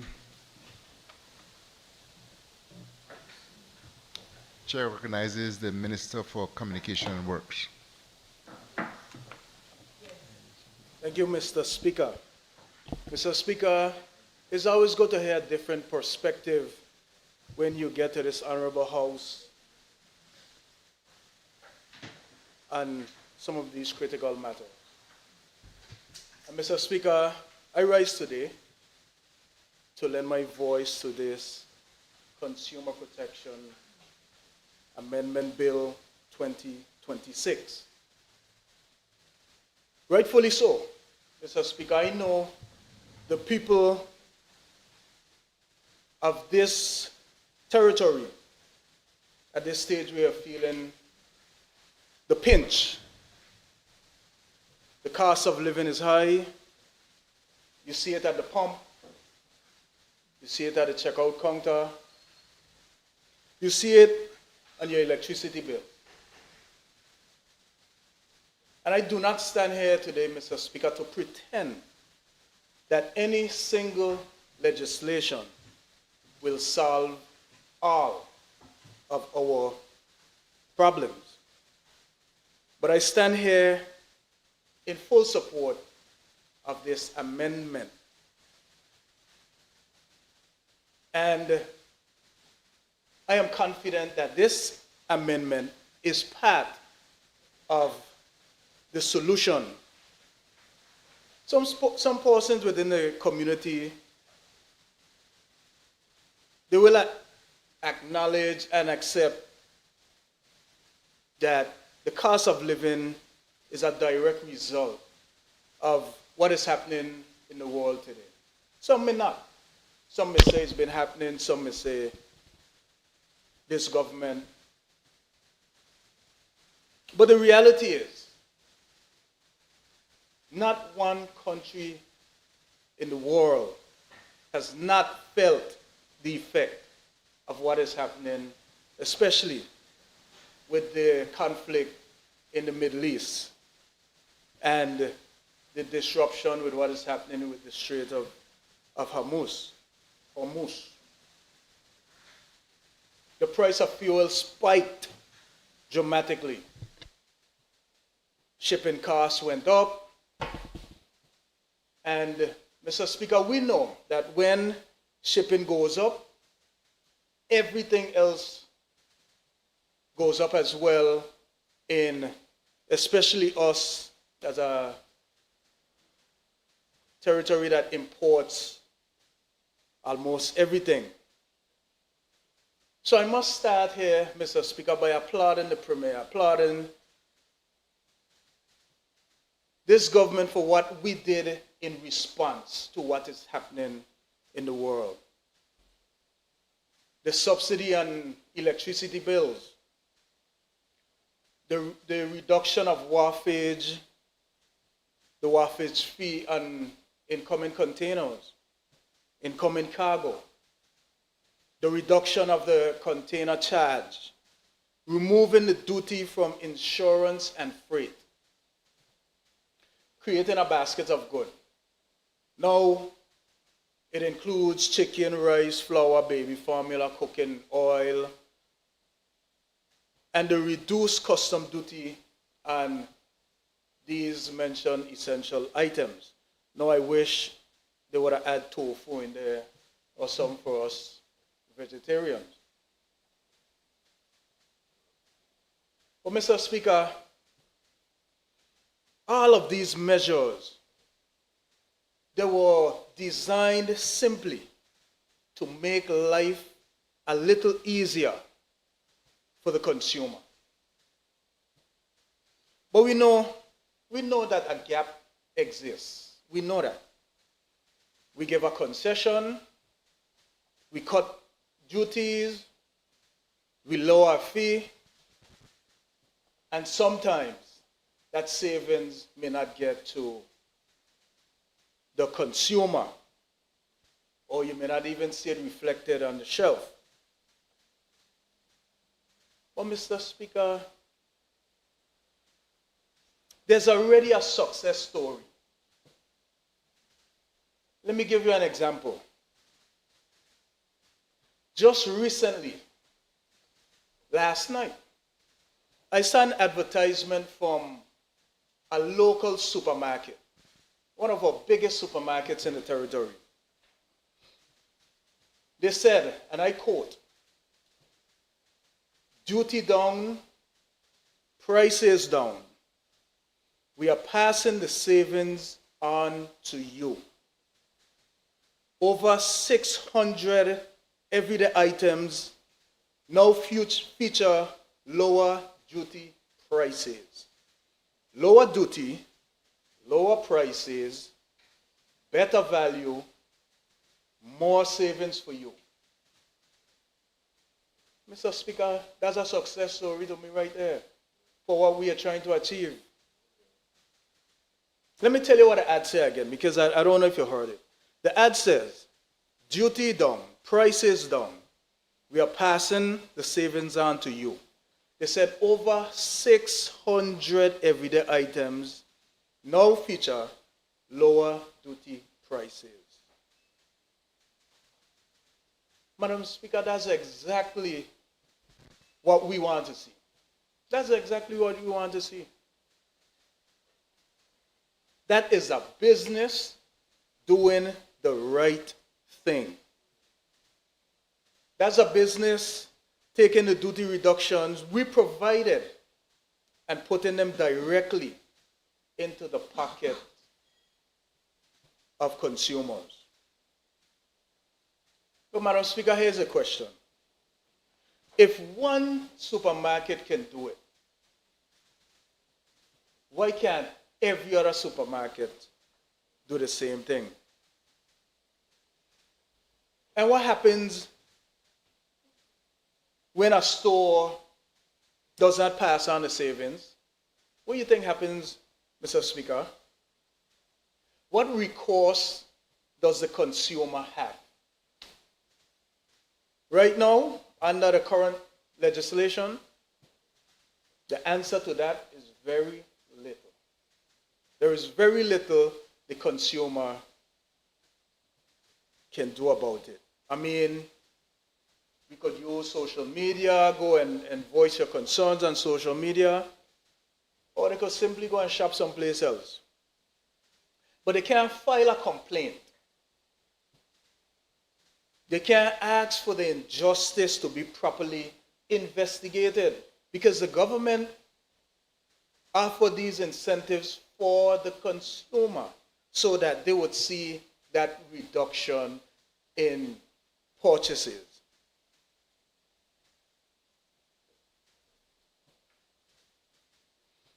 And they can't force them.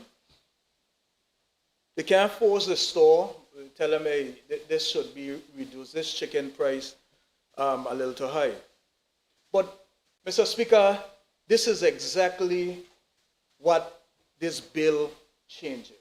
This amendment, this is exactly what it's doing. It closes that gap.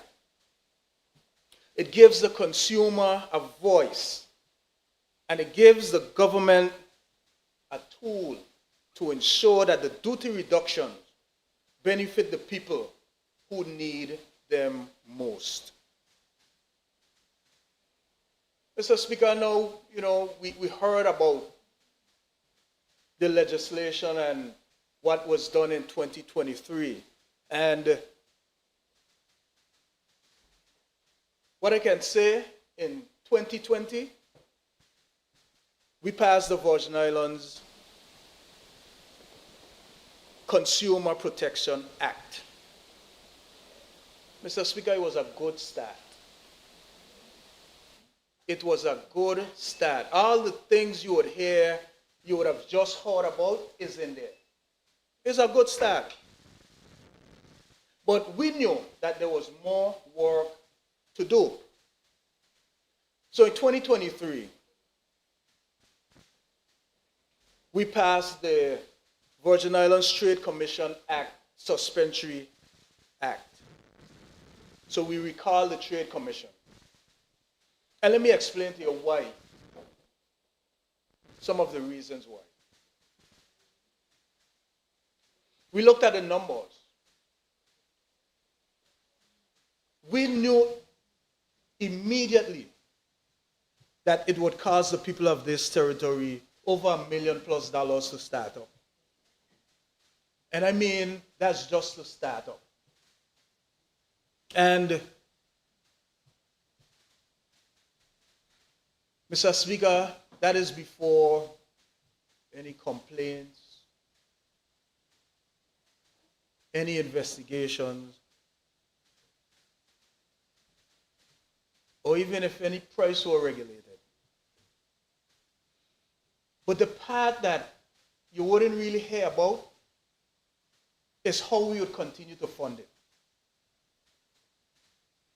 Right now, Mr. Speaker, a barber shop have a trade license for maybe $100. If we had kept that in place, that trade license would eventually be about $400 or $500. We talk about small businesses. Mr. Speaker, you could imagine just having to go to trade to pay for your trade license. You talk about illegal operations, you wouldn't have enough investigations to go and see what's happening in this small community. And especially now, with what is happening. You would have seen increases. All the small businesses, their trade licenses would have increased, sometimes triple. So that's why we thought about it.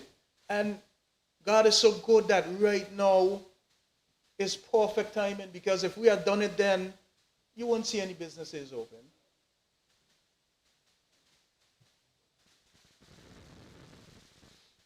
So, Mr. Speaker, we hit pause. We hit pause. We promised we would get back to the drawing board. We would go back to the drawing board. And we promised we would refine the legislation and bring back a better version. A version that you wouldn't see this high increase, wouldn't double and triple your fees, and a version that would actually work. So, Mr. Speaker, that's what we are here debating today. And when you hear about the recall, it's okay. You'll hear various stories because, as I said, that's why you have government and you have opposition, and sometimes, even though it's something good, you would still hear opposition to what you're trying to do to help the people of these Virgin Islands. So let me walk you through exactly what the bill does, Mr. Speaker.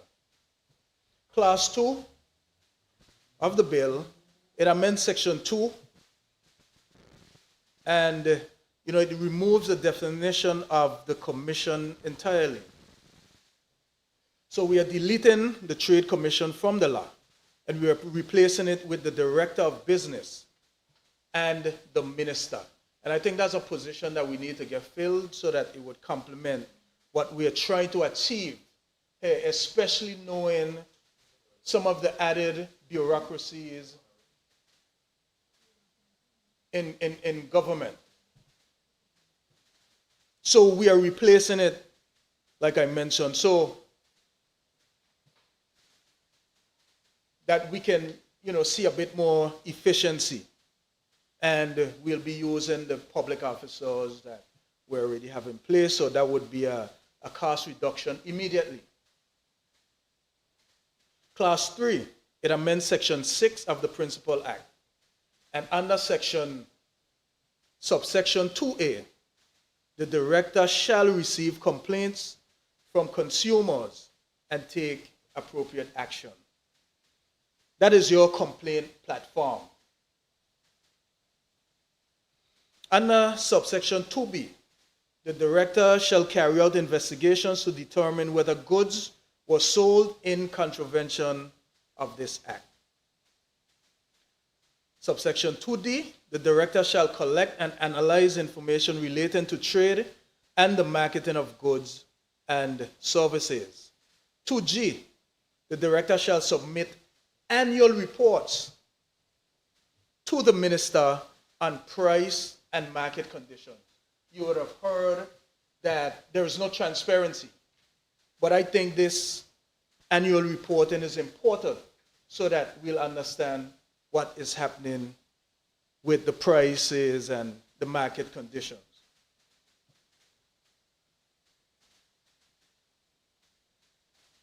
And this will be done by the director. So, if you see prices rising unfairly, you'll know, and you'll know how to address them. Class 5 amends Section 9 of the Principal Act. And under subsection 4, it says, upon completion of an investigation, the director shall within 30 days submit findings and recommendations to the minister.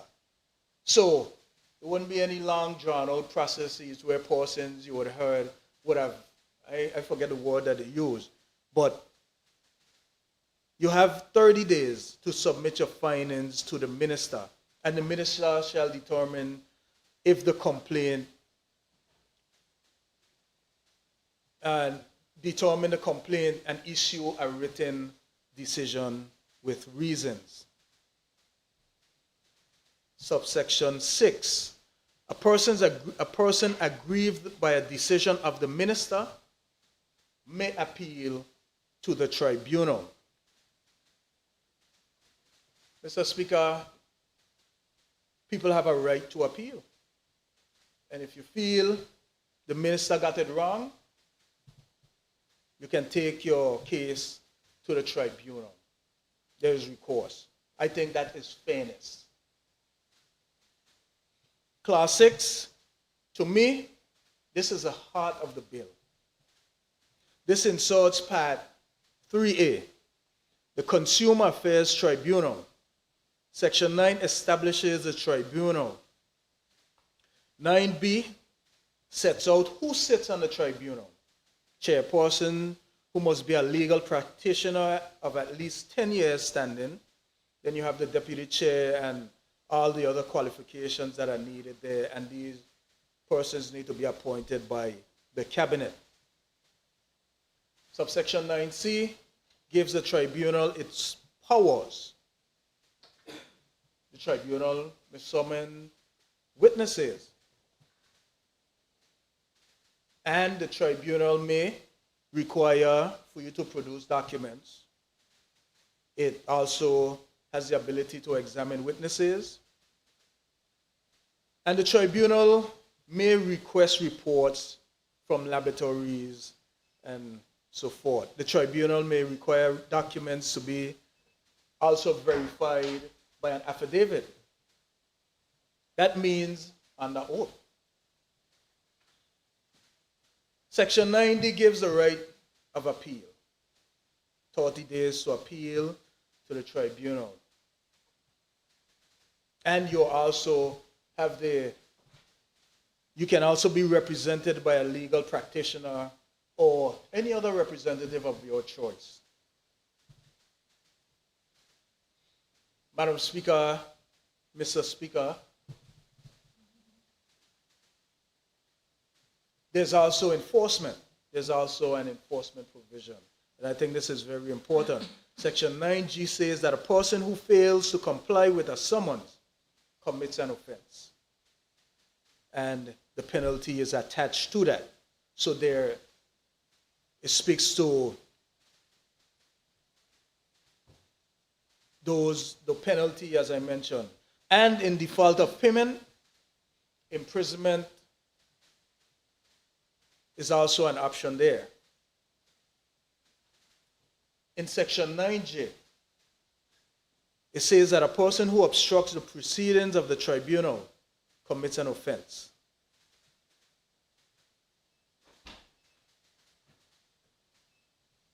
So, Mr. Speaker, this tribunal has teeth. So if you ignore it, there are consequences. In Clause 17, this amends Section 108. It inserts a new paragraph DA, which gives the minister the power to regulate and control prices only for essential goods. This is just not a blanket decision. It means the minister can establish price limits, and the minister can periodically review those prices. And while the minister can monitor and enforce compliance. Mr. Speaker, this is what we call the basket of goods. The chicken, the rice, the flour, the cooking oil, toilet paper, the baby formula, the shampoo. And for the first time, the minister can say to the wholesaler or the retailer, you will charge a fair price. You will pass on the savings, or you will face the consequences. In Clause 18, Mr. Speaker, it inserts a new schedule. It sets out the constitution and proceedings of the tribunal, tenure of office, removal, only for incapacity, conviction, misconduct. You also get immunity from suit for acts done in good faith. And there's also a disclosure of interest requirement. Mr. Speaker, this is a proper independent tribunal. I don't see this being a political tool. I think it's an independent body. Let me give you some examples, Mr. Speaker. The government cuts duty on chicken. The supermarket runs an advertisement saying duty down, prices down. But another store across town keeps their price exactly the same. the duty reduction never reaches your pocket. Under this bill, you file a complaint. The director would investigate, the minister acts, the tribunal hears appeals, the store faces fines. But me, I pray to God, he don't have to get there. It's another scenario, and I just hopeful that we don't see any hurricane anytime soon, right? But just for saying sake, you get a hurricane approaching. The port closes. You got water. The price triples. Battery, the price of battery is double. Tuna fish and everything, the price skyrocket. Under this bill, the minister can activate price controls immediately. No waiting, no delay. And those who would, the profiteers, I would say, price gougers, that would be stopped. Madam Speaker, now I know we have some other members who would speak, and you would hear a different perspective. Some may even say this bill is anti-business. Or they may say price control drives good off the shelves. My response, Mr. Speaker, is simple. We are not regulating luxury items. We are simply regulating essential goods. The items every family that they need to survive. And if a business cannot make a fair profit on chicken and rice without price gouging, that I don't see that business being sustainable. Mr. Speaker, like I said, we've seen already a success story. And based on how they're advertising, they are proud. They are proud of it. They're using it to attract customers. So passing on the savings is not bad for business. It's actually good for business. It builds trust, and it keeps customers coming through your doors. So fair prices are good for customers. Fair prices are good for businesses. So, Mr. Speaker, yes, the history says the bill came into force in 2020. We recall it in 2023. And we're here today fulfilling the promise that we would bring it back. And we would bring back a better version. And a version that works. This bill, to me, does a few things. It kills the expensive, non-operational trade commission. We save the people millions of dollars. We keep businesses operating with their same trade licenses. It creates a real enforcement mechanism. The tribunal can investigate, summons, they can fine, and even imprison. So the days of ignoring consumers' complaints, they are over. And it also gives the minister the power to regulate and control prices on essential goods. So the baskets of goods is now protected by law. Mr. Speaker, based on where we at today and seeing the advertisement, I think that should be the standard for all these stores within the Virgin Islands. This bill will make sure that when the government gives relief, Mr. Speaker, the consumer feels it.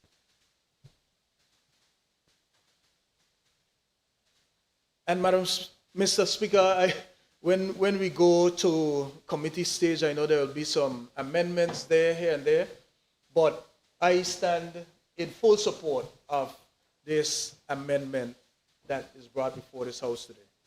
Mr. Speaker, I say thank you.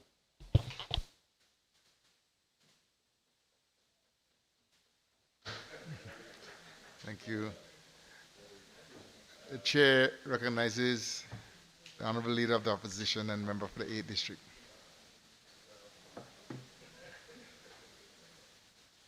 Thank you, Mr. Chair. Mr. Chair, I see the government side is applauding the theatrics, and they enjoy the theatrics, Mr. Speaker. But Mr. Speaker,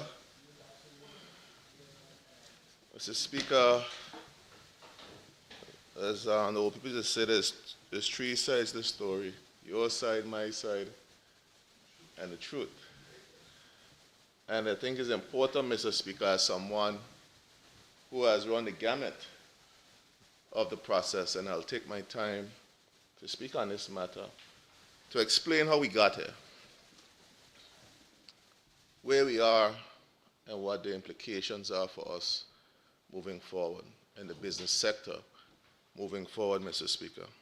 Mr. Speaker, before I start officially into my presentation, I got a few messages concerning when the session started and the premiers having to move a resolution. And I think I need to do the public justice in terms of what happened. Mr. Speaker. So essentially what happened is that the bill was laid on the House, in the House on Thursday. And Standing Order dictates 52.2 that no less than 4 days shall elapse between first and second reading of a bill, unless the House, on motion made and question put, agree to proceed with the bill at an earlier date forthwith. Mr. Speaker, so that's why, and just for the public certification, that's why we had to make the motion which the Premier did, and he had the majority to pass it, Mr. Speaker. Mr. Speaker, that raises an even deeper question for me, and I raised this with the Speaker, the Honorable Speaker, Mr. Speaker, Mr. Deputy Speaker, who's in the chair now, that we've been here since January 15th. It's 5 months since the sit-in, the session has started. 5 months we've been at this. And we've amended the order paper more than 15 times, Mr. Speaker, in that session. Mr. Speaker, it's a gross abuse of the standing orders, it's a gross abuse of the process, and it's something that needs to be addressed, Mr. Speaker. In fact, it's been over 10 months since we've been able to ask questions in this Honorable House. So I just want to make that public on the record, that the government is making this House an extension of executive. It's a dangerous practice. It's not good for democracy and good governance, and we have to address this, Mr. Speaker, moving forward. This should be used sparingly, and has now become an abuse of the process. That being said, Mr. Speaker, we're here to address the Virgin Islands Consumer Protection Amendment Bill 2026. Mr. Speaker, this process is not a new one with the Consumer Protection Bill, and it had its genesis way before me, actually. I think it was something that was in the Premier's office for some time. And when I became the Junior Minister for Economic Development, It is something that the then Premier of the day said he wanted to move ahead with consumer legislation, with reform, trade reformation overall. And we took the ball and we moved the ball forward. So this exercise has spanned 3 administrations when significant work started to happen on this legislation. The Dr. D. Orlando Smith administration from 2011 to 2018. It was then picked up by the Andrew Foy-led administration, where he saw the benefit in ensuring that meaningful reformation and reform happened within the trade apparatus in his territory. In fact, most of the legislations that underpin, though the work started under the then Dr. D. Orlando Smith's administration, were passed under the Andrew Foy-led administration. Particularly this bill that was before us, the investment promotion legislation, the new business licensing regime, and the Trade Commission legislation was passed under the government of national unity. In fact, it was brought into force under the Natalia D. Smith. Natalia, they're all cousins, so Nathaniel D. Wheatley's administration, he led the government of national unity. And he led the process of ensuring that this particular piece of legislation was brought into force because, Mr. Speaker, the work was done. The analysis was done. In fact, we had COSME. We had a program called COSME out of the EU, a funded EU program just before we had the UK break away from the EU, so we subsequently wasn't getting any support from the EU anymore. COSME supported us in doing the level of analysis necessary for reformation in the trade department and overall trade to see what is the best approach for us moving forward to ensure you have a framework that works, one that is responsive, and one that addresses the needs of the people of the Virgin Islands. What the findings showed was you had a bureaucratic process. The process was mad with bureaucracy, inefficiencies in operations, and you had a system that just didn't work, Mr. Speaker.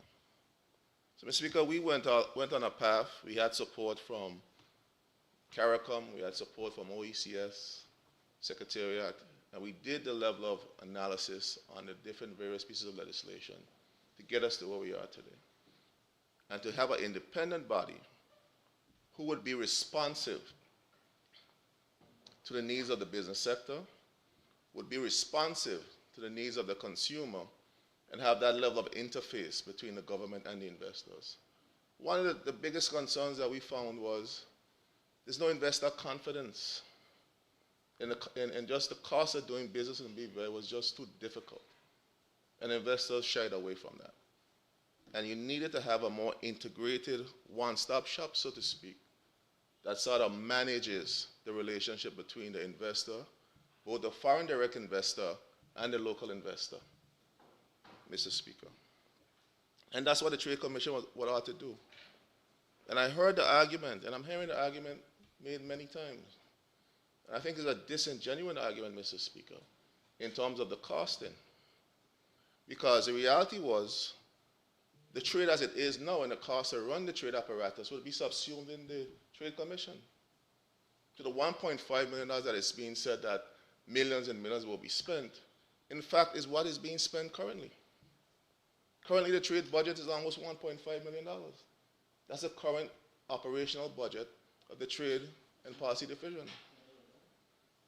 That's the budget.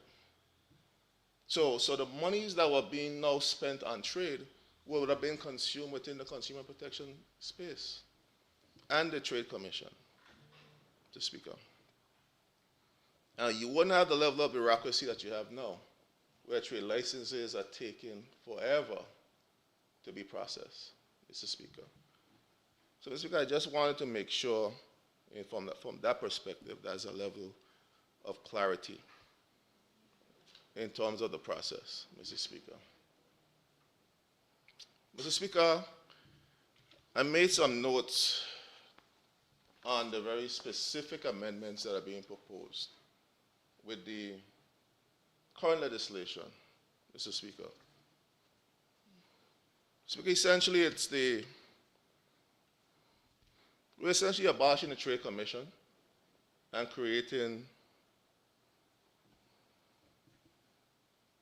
a model that centralizes under a minister and a business development manager. That's essentially what we're doing. And we're consolidating the power within the hands of a minister. Mr. Speaker, that's essentially what we've done with this amendment here today, particularly with the Trade Commission, to the Trade Commission with the consumer protection legislation. And I envision that you'll see the same thing happening with the Investment Promotion Agency, with the business licensing regime, moving forward. Mr. Speaker, and this is what the actual research and the analysis warned against. Consolidation of power.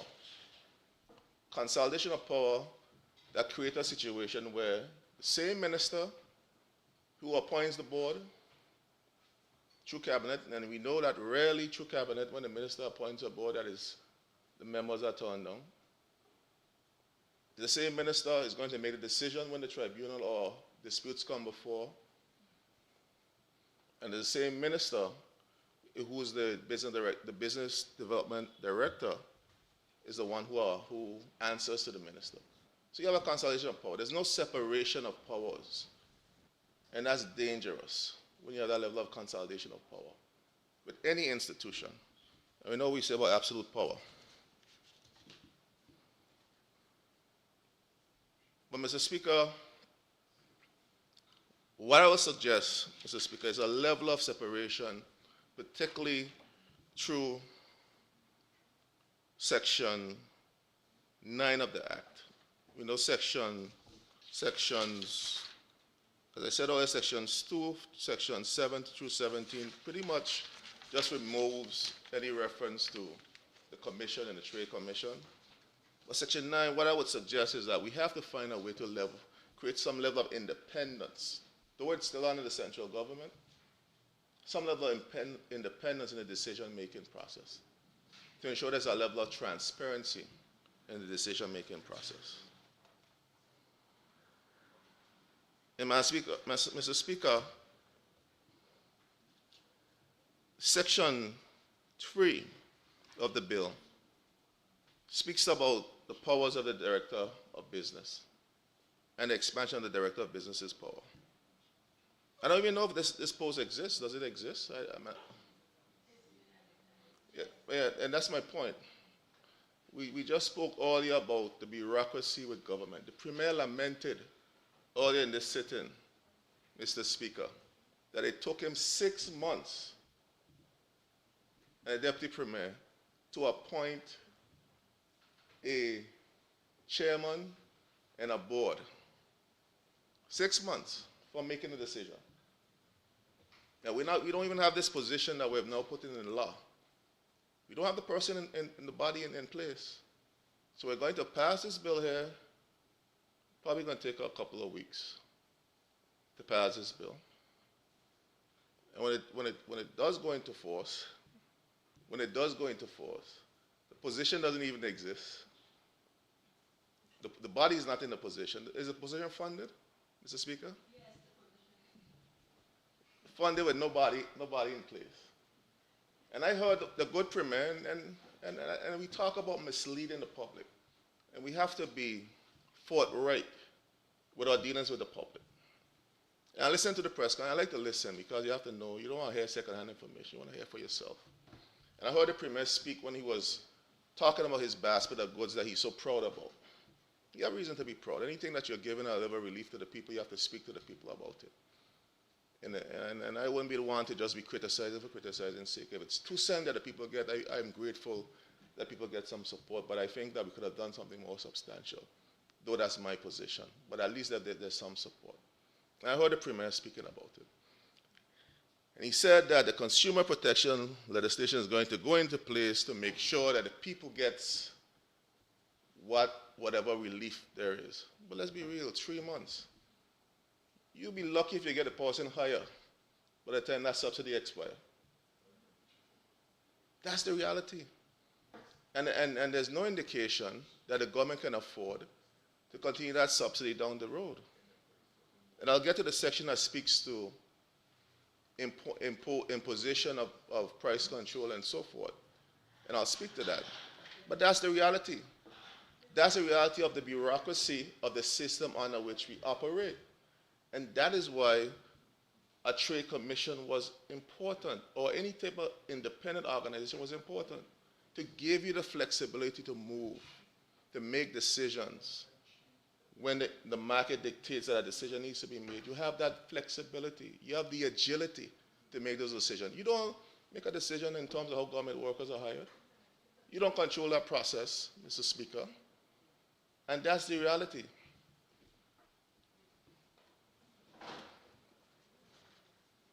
Again, Mr. Speaker, well, when and if the director gets into place, it's necessary for us to make sure that the director has a level of independence. Independence, Mr. Speaker, I sat quietly when everybody spoke.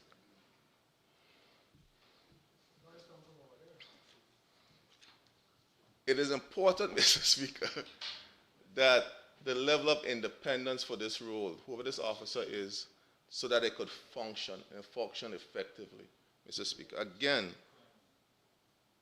the minister has too much direct responsibility over administrative operations in this act. The minister needs to be focused on the policy direction and allow the administrators to administer. Too much is too heavy-handed. It's too heavy-handed for the minister. The minister needs to be removed from that decision-making process, especially if the minister potentially might have a conflict. We don't have, we see it.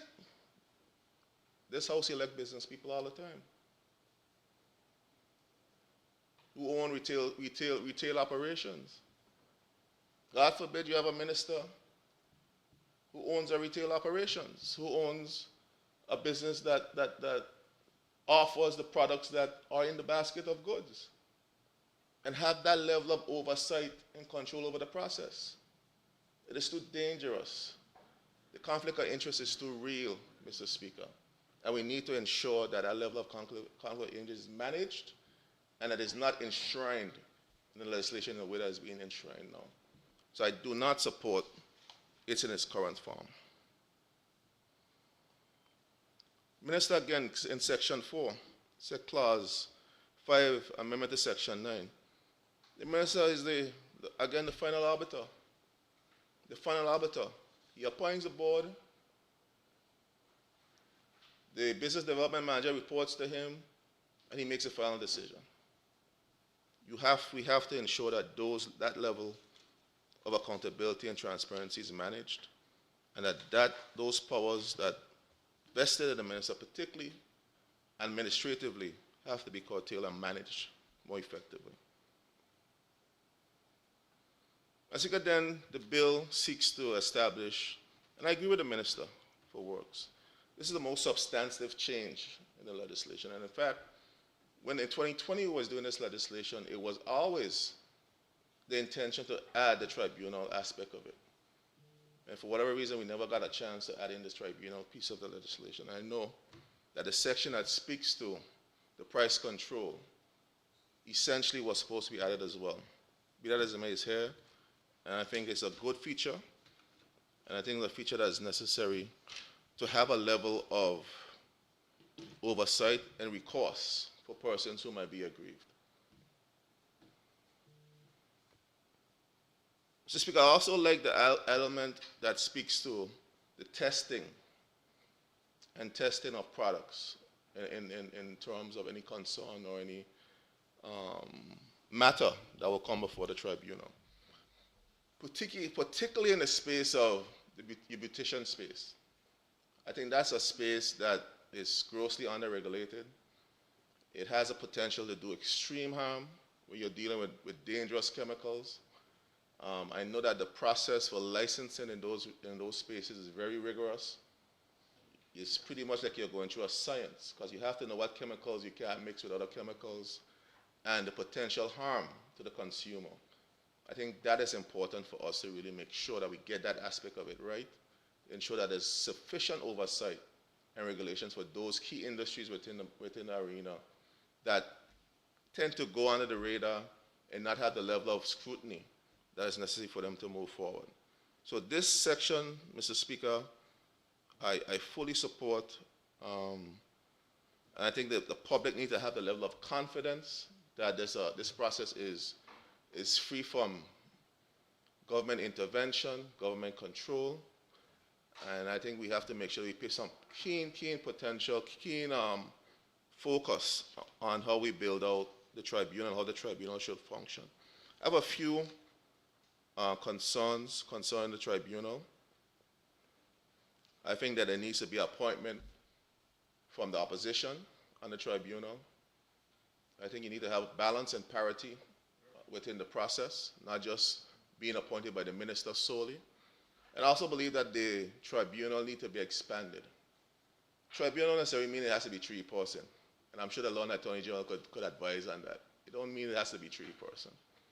And there's evidence in areas where you've seen more than 3-person on that tribunal. Even 1 person have even done tribunal operations. What I would say and recommend, Mr. Speaker, is that we expand it to at least 5 persons. So you have some expertise in there. Persons who are trained in the consumer space, particularly is an area that we should consider, and persons who are in the legal profession. At least you have that legal advice on the tribunal, to be able to help the tribunal advise them on matters as they adjudicate. So those are the only immediate recommendations, Mr. Speaker, I would make in terms of the tribunal and its composition. But I think it's a good feature. It's a good added protection for the consumer who might seek recourse if they don't like a decision that the minister might make. Mr. Speaker, then we have the appeal process. That's in section 9F3. Speaker, I don't like this process too much in terms. I like there's a process for appeal to the tribunal, but I don't like the fact that it has to go to the High Court. I think it's an expensive, a costly avenue for persons to seek justice and seek recourse. I think there needs to be some other thing that we could do to start the appeal process, but to have persons go to the High Court right away, I think that's not the right approach to take. I think we need to take a less costly approach for persons who might want to seek an appeal. I know person might say that you don't want to have persons just frivolously bringing cases and filing cases and bringing appeals, but we could have a threshold in terms of what has to be in place, a barrier for bringing an appeal towards the tribunal. So I think we need to look at this very closely. Premier, Minister from the subject, and Mr. Speaker, in terms of how we give persons the recourse if they feel aggrieved by a decision made by the tribunal. So again, in the same section, Mr. Speaker, it speaks to the timeline. I think that's a good added provision where you have some timelines so things are not just run on continuously without no clock that says that it has to be wrapped up by a particular time. But I also think that there's nothing in here that speaks to the reporting of the tribunal.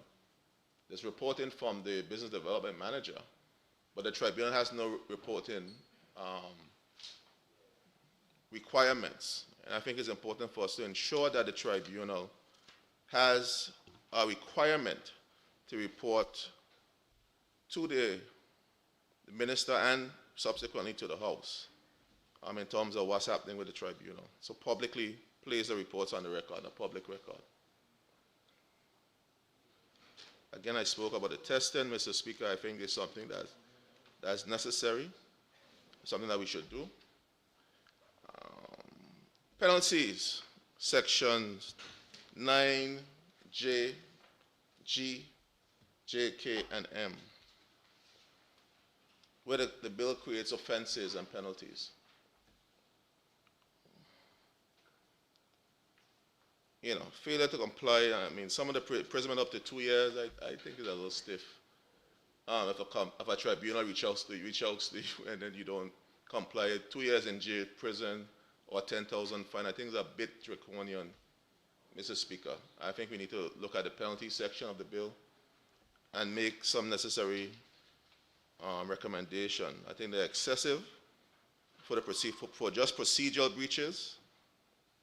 I think it's good that we want to have strengthened enforcement, but I think we don't want to go too excessive in terms of our approach, in terms of procedural breaches. All right, clause 17, which amends 108, Mr. Speaker, and this is the section that speaks to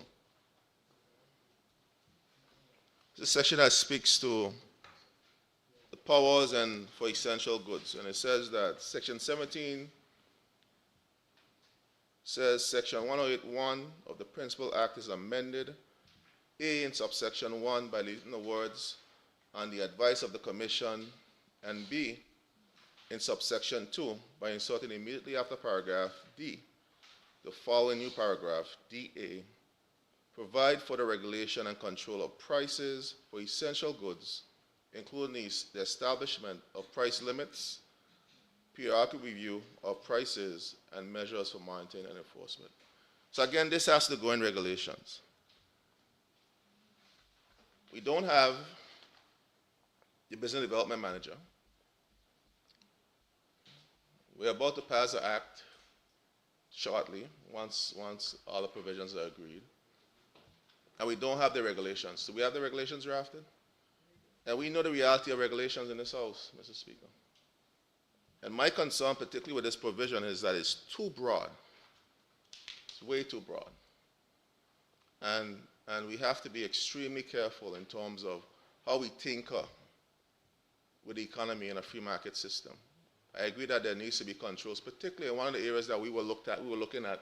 There's a provision in the legislation in the U.S. Virgin Islands where that you could trigger these provisions in the event of a storm.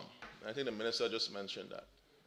Ice, water, those essential things during a storm that are scarce, so that you don't have persons taking advantage of the consumer in the case of a storm. And the reality that, and I think it's very clear, that this is not going to make it in time for the 3-month period that the Premier has proposed for this initial round of subsidies onto the people. And we have to be open and clear with the public. So we have to, in good faith, hope that whatever little bit of subsidy that can be passed on to the consumer is passed on by the businesses, because there's nothing, absolutely nothing that we'll be able to do within the 3 months period to enforce or ensure that those subsidies are passed on to the consumer. And we just need to be honest with the public. And that's just the reality. That's just the reality. Let us not try to make them feel that we're doing something now that's going to benefit them within the next 3 months, which is unrealistic. And the reality is that it just won't happen. And my late cousin says, it's not going to happen. And we just need to be honest. While I support something of this mechanism, but it has to be controlled and tempered. Because you don't want an overzealous minister or an overzealous cabinet putting draconian measures in place and forcing the business sector to do certain things, which could also cause a collapse in the business economy. You have to be measured, that has to be managed properly. You have to have the right players in play to ensure that you do it properly. And I agree with the Premier. The consultation is important. You have to ensure that you have proper consultation with the business sector, not just the business sector, but the consumers. And that's why it's important to have someone with a consumer background to be part of the discussion, to help to articulate what the market could bear. The economists have to be involved in terms of the statistics unit has to be involved in this process. The macrofiscal unit has to be involved in this process to understand how that change or these changes are going to impact the overall economy overall government finances because those subsidies have to be paid. It's more than just the $3 million that the Premier has proposed. The loss in revenue from trade, the loss in revenue from the ports, all those things have a dollar value. And we have to measure what that dollar value is and see what the country and the government could bear and the people could bear. But we have to do something, and I agree. And the approach has to be something that is more targeted, that benefits the people of the territory. So I support the clause, but I think the clause is a little too broad. I think we have to do some work to narrow this clause down in terms of how we're going to be more specific in terms of the approach that we're going to take in putting in these measures. Does it happen only when it's triggered by the cabinet or when you have a disaster or emergency? Is it going to be an ongoing thing that we do? Keep it in place for beyond the 3 months, and what that process is for triggering that? Because you have to make sure you have proper controls in place for those type of changes. Soon wrap up, Mr. Speaker. I just have a couple more areas that I wanted to raise, and then I'll give you my synopsis.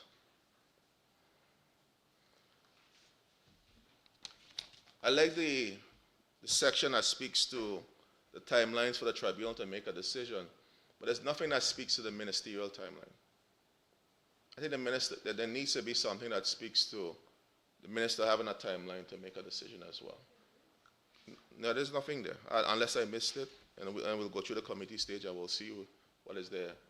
But there needs to be something that speaks to the minister's ability to have a timeline on his decision making as well. You don't want to have an open-ended situation and persons, particularly case, go unheard for a very extended long period. Like you have 3 months for the tribunal, you have 5 months in case if you have to do any testing.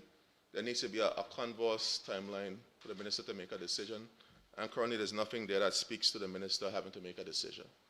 So I think something that we need to look at, Mr. Speaker, and the minister as well.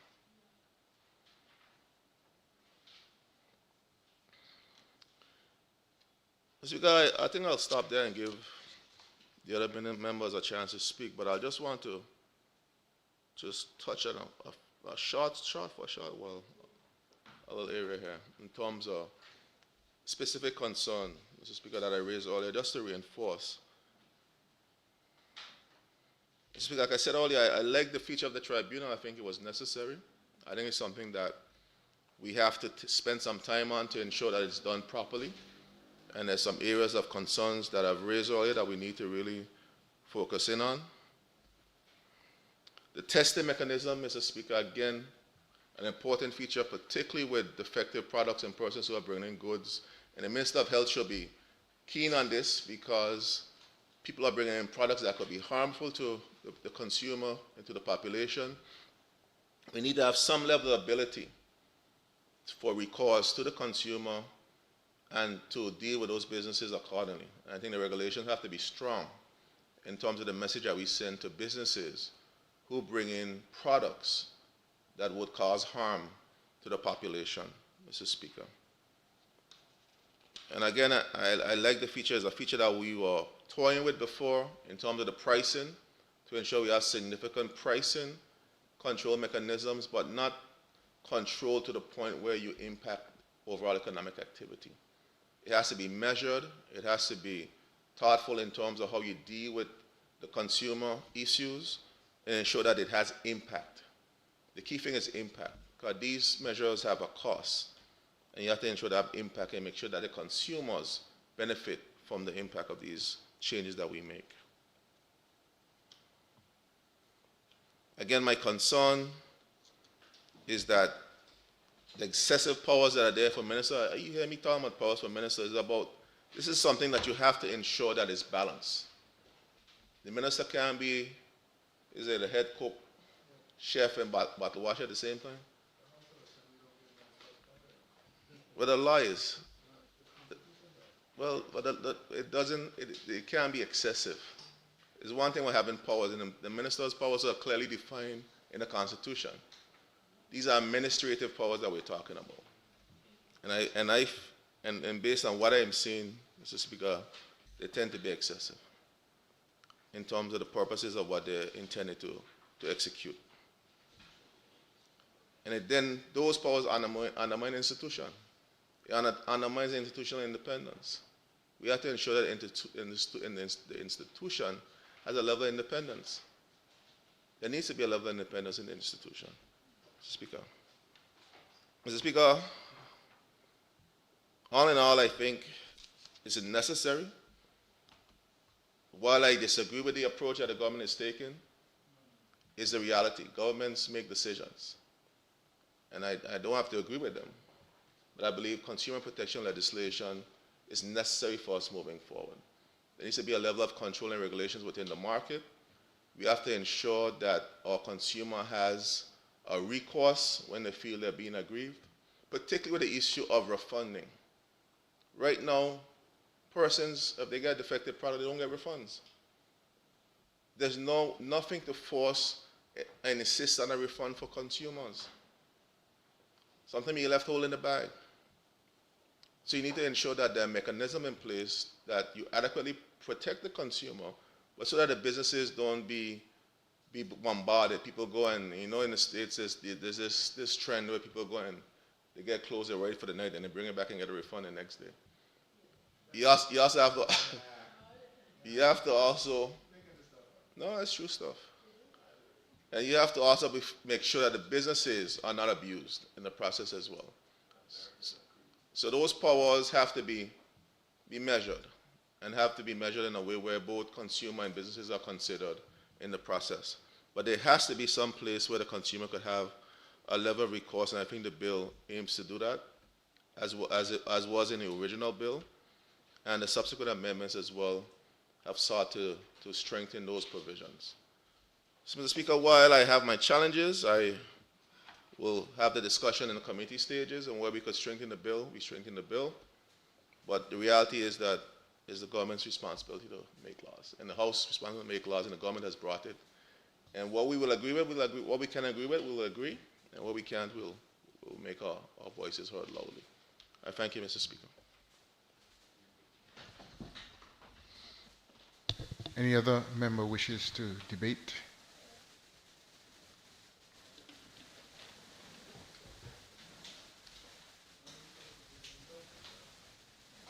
Call on the minister to wrap up.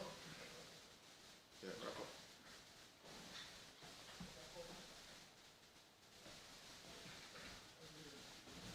All right. Thank you, Mr. Speaker. I want to thank the members who debated the motion, Madam Speaker, to debate this bill. Sorry?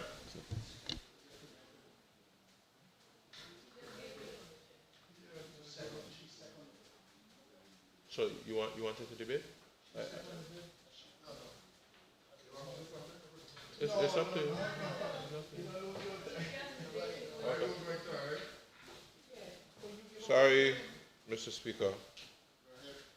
Yeah, Mr. Speaker, first of all, I want to thank those who contributed to the bill. I think for the most part, the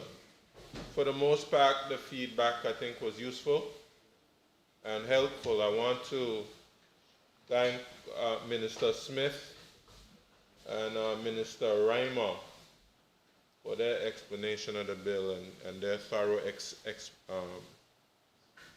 detail of the provisions of the bill, which I thought was useful. I actually thought, Mr. Speaker, that the leader of the opposition took a reasonable approach, and I can commend him for that. However, Mr. Speaker, Mr. Premier, the House will recess momentarily. okay.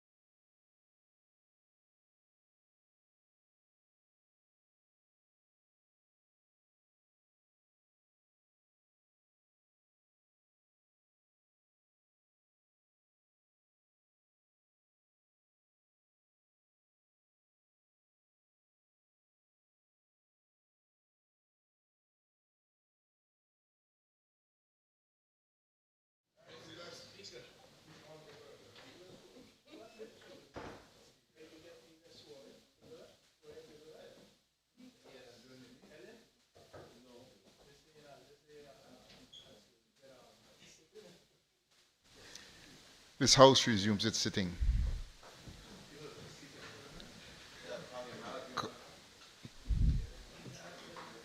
The call upon the Premier to wrap up. Thank you, Mr. Speaker. Before the recess, I was expressing that I thought that the leader of the opposition took a reasonable approach in scrutinizing this Amendment Act. His colleague and newly appointed deputy, however, I would say took a different approach to the bill. And I hope that there can be some congruence between the leader and his deputy. Or maybe there's a good cop, bad cop approach, I'm not sure. But my good friend, Honorable Turnbull, opposed for opposing sake, which is what the leader of the opposition said he would not do. But that was the case for the deputy. And really gave a contribution that didn't have much substance, but made a lot of emotional appeals to, really politically motivated emotional appeals to the public. I'm not quite sure whether they're worth responding to here.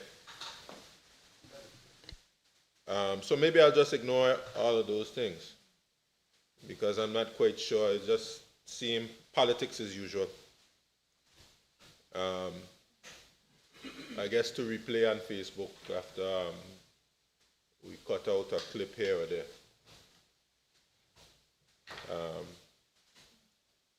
And I mean, if you're going to take the time to write out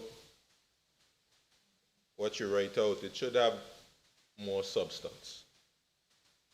Some of the things were said just weren't correct.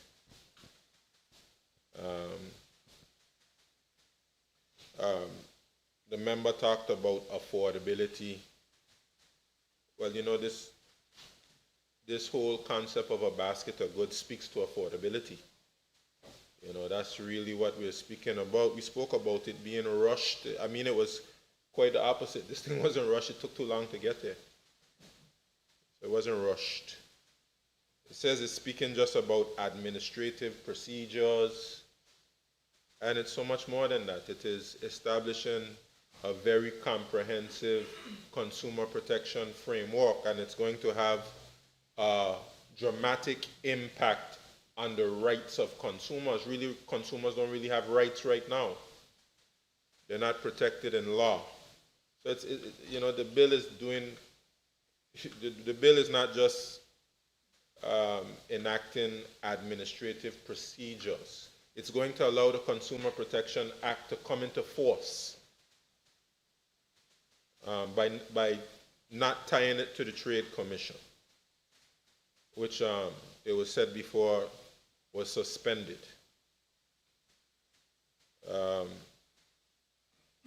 Spoke about no independent oversight. I'll leave that when I address the points made by the leader of the opposition. He spoke about gas prices, and I've been saying this since I've been speaking about the concept of price control, that we're in a market economy. We're in a free economy, and the market dictates prices. And let me just speak about the duty that persons pay on fuel. It is already concessionary. We don't pay a lot of duty on fuel in the BVI. I think gasoline is about 22 cents per gallon. I think it's 22 cents per gallon. And diesel is 33 cents per gallon. And what is dictating the high prices? What persons don't understand is what's dictating the high prices is the price of petroleum or oil internationally. and it's being influenced by restricting supply, like the Strait of Hormuz. I think, who can tell me how much oil goes through there? It's about 20% of the world supply? About 20% of the world supply. So if you restrict supply and demand remains high, then the prices will go up because persons going to compete for the same oil and it's going to get more expensive. So that is what's dictating the high cost of fuel. And we don't want to mislead the public and fool the public into thinking that we can just bring down the cost of fuel by passing a piece of legislation in the House of Assembly. That's just us manipulating persons, taking advantage of the fact that they may not know something. You know, the reality is we need to go to renewable energy, which we are doing. This government has made commendable efforts to advance renewable energy. Anigada is almost entirely run by solar. And Minister Reimer, hopefully soon we could get another battery or something over there so we can just say that Anigada is running for 24 hours a day off solar. We need to get some, and we did duty free for renewable vehicles and things like that. What we need to do is make a transition away from gasoline so we're not at the mercy of whatever government wants to start a war or whatever conflict is taking place in the Middle East. So instead of us trying to fool people, well, I shouldn't say that. I shouldn't say that. Let me take that back. Instead of us giving information that may give somebody a wrong impression, we should take the time to educate them and share information about the proper way forward to mitigate against rising fuel prices. The member also spoke about there's no way to ensure that savings are passed on. That's exactly what we're doing here. We are passing an amendment act that will allow us to bring legislation into force. And once that legislation is in force, we will be able to pass regulations to ensure that savings are passed on. We spoke about the fact that we have no data. Somewhere around December or so, we asked customs to start collecting very specific data on each item imported so that we would be able to compare, and we have the data now, compare the cost of the item as imported versus the cost of the item that is being sold. So we have that information. We've been collecting that information. And I should also say we've been working very closely with Central Statistics Office. Now, the Central Statistics Office does have to modernize in their approach. We're going to work with them in that to better equip them to be able to monitor. But it's important to say the fact that we don't have any data at all. That's not true. The Central Statistics Office collects data.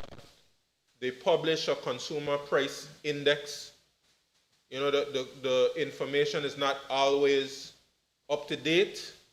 You have to work with them to get the information up to date, but the Central Statistics Office does collect data, and they do publish data, and that's a part of their mandate. And as I said in another forum, we're going to have to start utilizing technology to make the collection of the data more efficient, and also the publishing and analysis of the data. That's why we have things like AI, artificial intelligence. Some of the things that we are seeking to do manually can be done very easily with AI. So we're going to work with the Central Statistics Office to modernize their approach to collecting data, analyzing data, and publishing reports. I'll make that pledge. The member also said that it's the same basket, nothing has changed in the basket. That's also not true. We did make additional adjustments to the basket, especially for things like baby products and things like that that weren't originally in the basket. Yeah, and I'm willing to consider tofu, Minister, for the vegetarians. And to be honest with you, I want to have a deeper discussion with the health ministry, because I do think we have to analyze the items in the basket which may be causing people health challenges. We have to take a closer look at that. One thing that the member said that I do agree with, I think we have to look more closely at anti-price gouging. That was something in the Disaster Management Act. I don't believe it's in this act. So we have to look at price gouging. Yeah. Okay, so let me get to the Leader of the Opposition, Mr. Speaker. First of all, the Leader of Opposition spoke about the gross abuse of the standing orders in being in this sitting for as long as we've been in the sitting. Now, the sitting has gone long, Mr. Speaker, but in particular, the latter part of this sitting has been committed to providing relief to the people of the Virgin Islands based on the conflict that we've had. Mr. Premier, in retrospect, as I think of your comments, there was one thing that you said I think that you should withdraw. You mentioned when you were speaking of the member for the second of his comments being politically motivated. And I think there's impugning improper motive to the member, and you should apologize. Mr. Speaker, I withdraw that comment.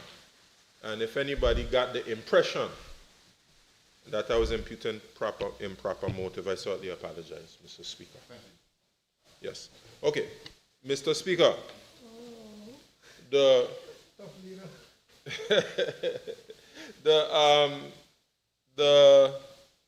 standing orders, that's what we were speaking about, the standing orders. We have the sitting which has been going on for some time.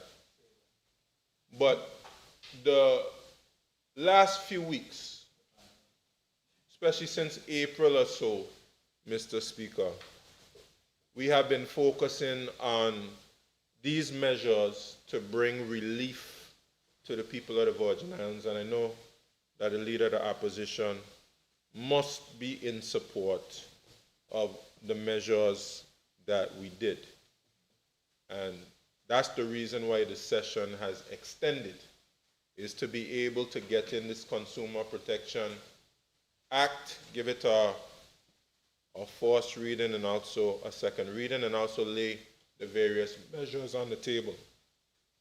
Before that, we were also in a time crunch, and it should be said, Mr. Speaker, that we took a long time on the report for the Constitutional Review Commission. We also took a long time with VUCO, Virgin Islands Energy and Water Authority. So it's not like we were just had the session open and we didn't have anything meaningful that we had to do. During this session, we've done quite impactful and important and time-sensitive things.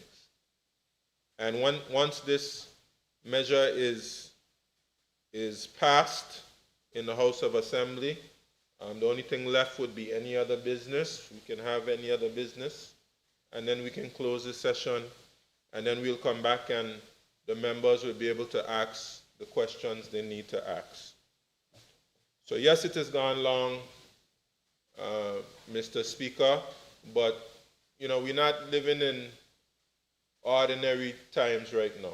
We had some immediate challenges that needed to be addressed, and we have addressed those. And Mr. Speaker, I'm actually quite pleased with a lot of what we've been able to get done during this session. I believe during this session we even did the Human Rights Commission. Very important for us to do before we commence constitutional negotiations. Some very impactful things have been done. And I would say this has been a historic sitting of the House, which the leader of the opposition and everybody else should be proud to be a part of. Yes, this session has been so long, we even saw two different leaders of the opposition during this session. Yeah. And we should close it off before it changes again. You see alliances shift quite quickly.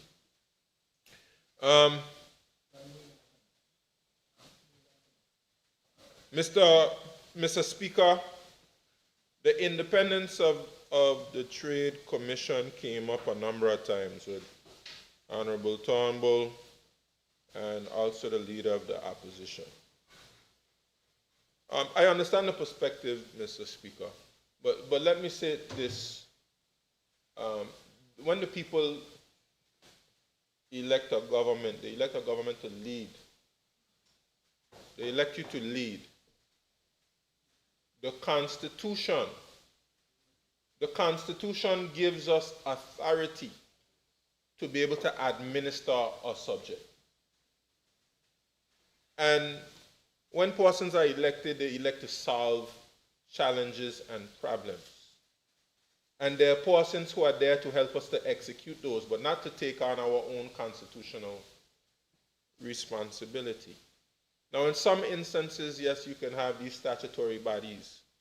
And the Minister Smith, she did her due diligence. She looked at it carefully and closely and determined some of these powers need to stay with the ministry and with the department and with the director.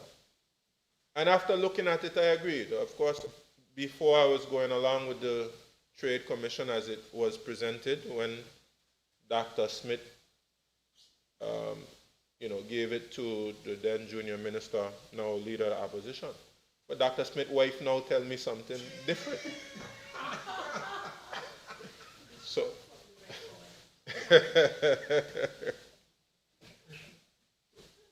so Dr. Smith tell you one thing, and then Dr. Smith's wife tell me something else. So, I'm not disparaging my good cousin, Dr. Smith. I'm just saying, I'm going to take his wife word over yours. That's all I'm saying. So anyhow, let's not spend too much time there. Let's not spend too much time there. But, Mr. Speaker, just to say, let me just say it this way. I have great confidence that through Honorable Lorna Smith's experience, knowledge, she's very intelligent, and she has decades of experience in public administration. I was very happy to take her recommendation in returning some of those powers to the minister. And having looked at it a second time, I do believe that she's quite correct in what she's proposed, and I believe we're in a good place now. And we can bring the bill forward. Yes, it has taken some time. But, Mr. Speaker, we can also be glad that lots of things which haven't happened in many years will happen under this administration. I can list out a bunch of them for you. Right? So we might say it's been taking long, but before we got here, they wouldn't happen at all.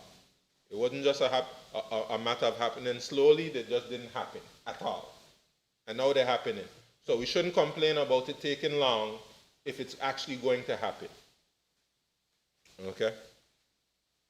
Mr. Speaker. Of course, the point was made about bureaucracy, and I have to agree with the leader of the opposition that government is overly bureaucratic and things take way too long. And that's part of the argument sometimes for going to a statutory board. And, I will be one who complains about the bureaucracy a lot because it frustrates me without end. But I do think as a people we have to confront that bureaucracy head on,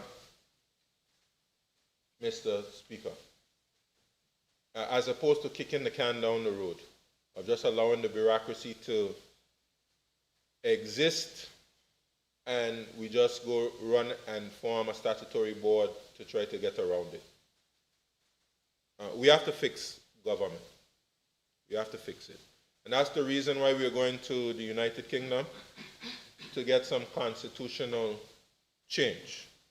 I believe if the public service is placed under elected official, we will get better accountability as it pertains to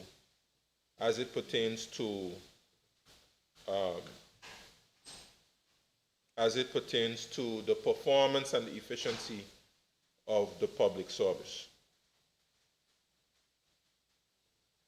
The leader of the opposition also stated that nothing will really happen with in terms of the subsidies which have been provided to the businesses. In essence saying, 3 months will expire before we enact any regulations.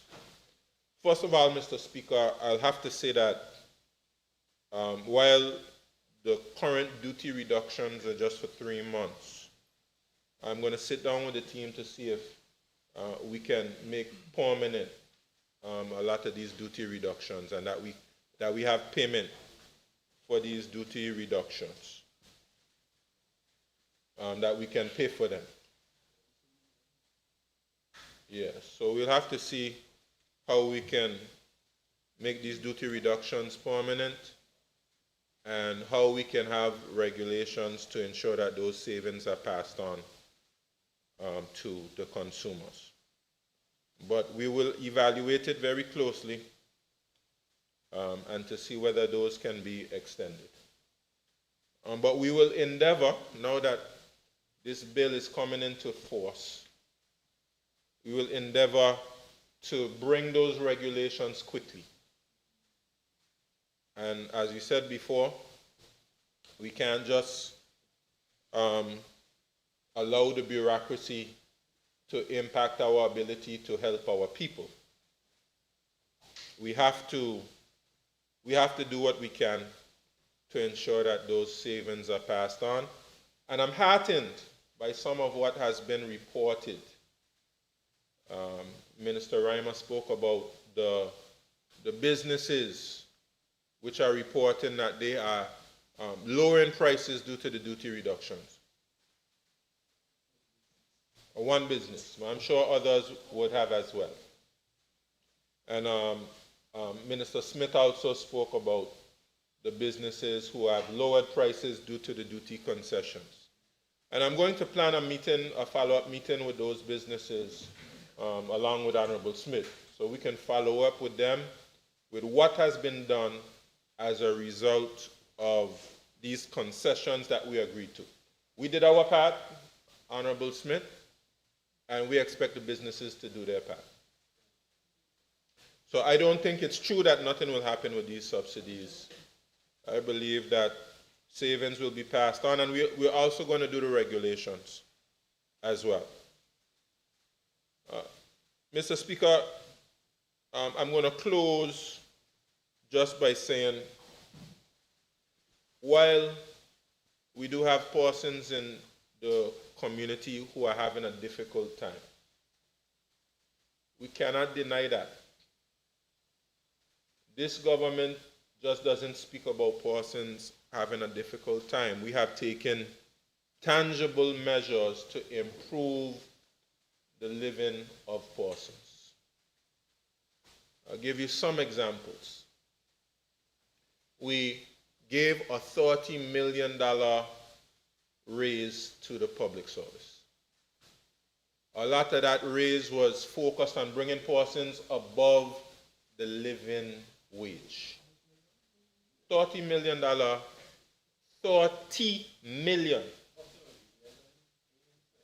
$30 million raise to the public service.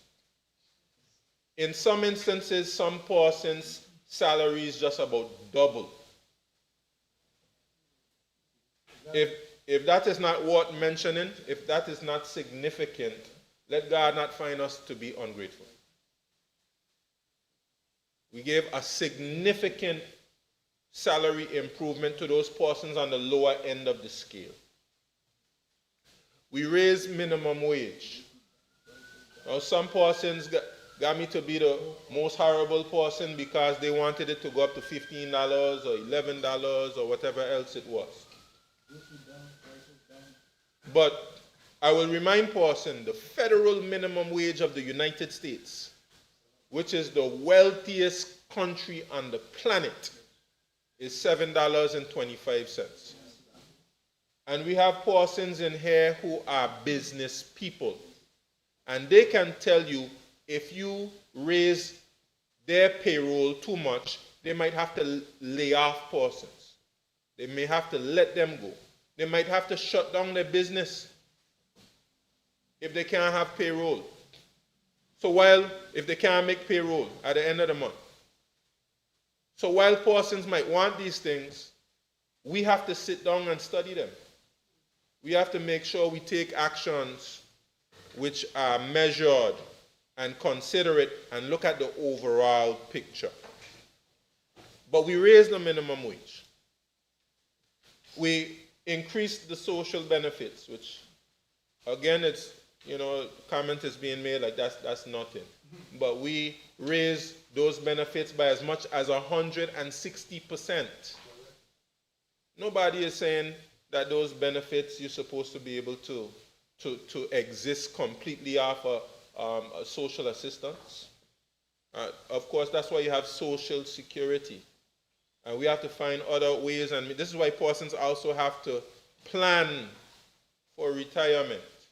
And this is why when Omar Hajj had the revised labor law, persons had to get pension, mandatory pensions, because we have to plan for retirement. So you can't expect social development alone to be able to help you to exist. We would like to be able to do even more than we've done. But I said to you, the member for the second said that we're sending a whole bunch of money back to the Treasury. That's no longer the case. In fact, we might be short and we have to do SAPs. So that money that's going back to the Treasury is no longer the case because we have increased the benefits. And now all that money is being expended. And we need to find ways and means of being able to increase the money to social development now. We are also, now we've introduced this basket of goods initiative to assist persons. We also are considering extending the tax exemption threshold from 10,000 to 15,000. So we are focused on measures which will seek to improve life for individuals. And that's in addition to providing more economic opportunities. We have the best tourism numbers we've ever had in history. Some persons complain about cruise, but I want persons to show me, and it's not even necessary to do a comparison, but look at the amount of persons. Look at the amount of persons who make a living from taxiing. How many households are able to feed their families from taxiing? And persons telling me that cruise doesn't contribute anything to our economy. What about all of these people who are making a livelihood? And it got to be about 20 people a day asking me to speak to the minister for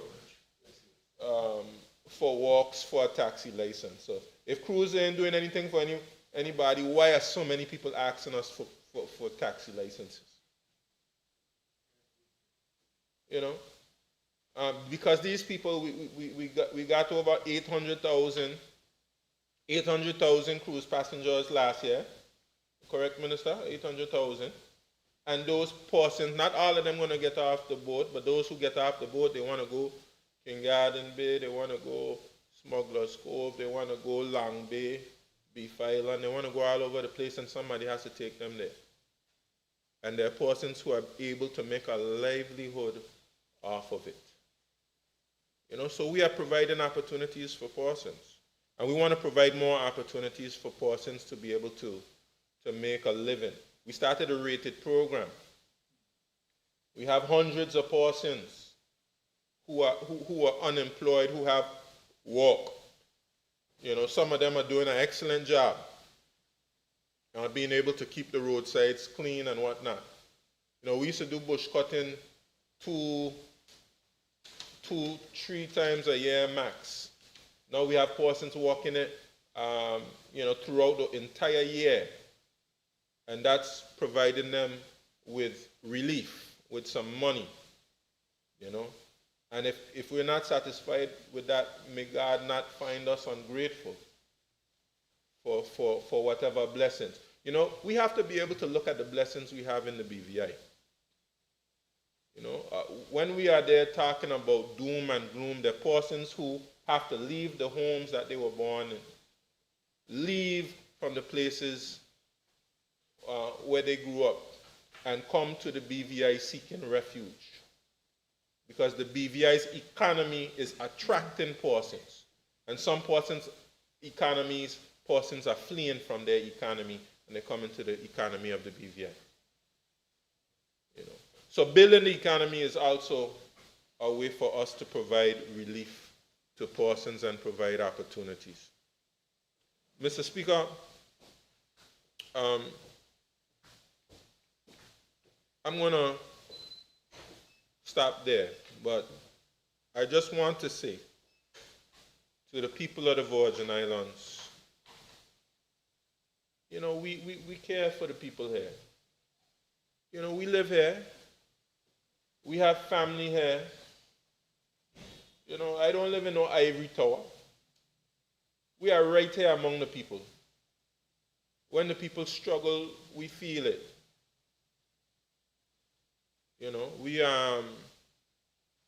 I didn't come from no home of privilege. I understand what it means, to live paycheck to paycheck. To go in the store, one gentleman who used to be the leader of the opposition asked me if I'd have shopped. I'd have been in the supermarket all the time. So I know what it is to be able to struggle. So we are here to help people, and we're not going to fool people. We're not going to make it seem like we can do something that we cannot do. But we're going to take a very measured and responsible approach to bringing relief to persons. And I believe that we have done something tremendous here, Mr. Speaker, in ensuring that we have a consumer protection framework in place for the first time in the history of the Virgin Islands. If you go through the Substantive Act, you'll see all the rights that persons have. If you go to the store and you buy something that's defective, now you have a lot saying to you that you can return this thing.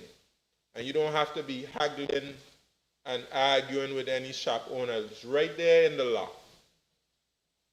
If somebody sell you expired goods or something like that.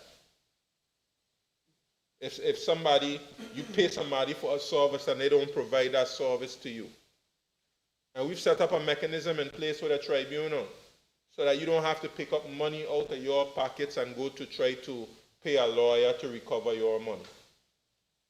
You have a tribunal in place that can assist you in getting justice. So this is something very, very good for the people of the Virgin Islands. And I want to thank Minister Smith. I want to thank Lizette George, Portia Tobin, the rest of the unit, Aisha Dekuta Sami, all of those persons who work together in that unit, the permanent secretary, Natalie Foy Smith. I want to thank those persons who worked in the department before, who contributed, including the then junior minister, now leader of the opposition, who did work on this before. I thank him as well for what he did when he was there. And Alvaro Maduro Keynes was there as well. Shireen Flax-Childs, those persons were there. Honorable De Castro made a contribution towards the effort. Now we are ready to bring this consumer protection framework forward, and we will ensure that we move with haste for it to be properly implemented. Mr. Speaker, I thank you. Members, it has been moved and seconded that the bill shortly entitled Consumer Protection Amendment Bill 2026 be now read a second time. Those in favor? Aye. Those against? I call upon the ayes have it. I call upon the clerk to read the bill a second time. This bill may be cited as Consumer Protection Amendment Bill 2026. Pursuant to Standing Order 55-1 of the House of Assembly of the Virgin Islands, the bill now stands committed to a committee of the whole House to consider it clause by clause. House in committee.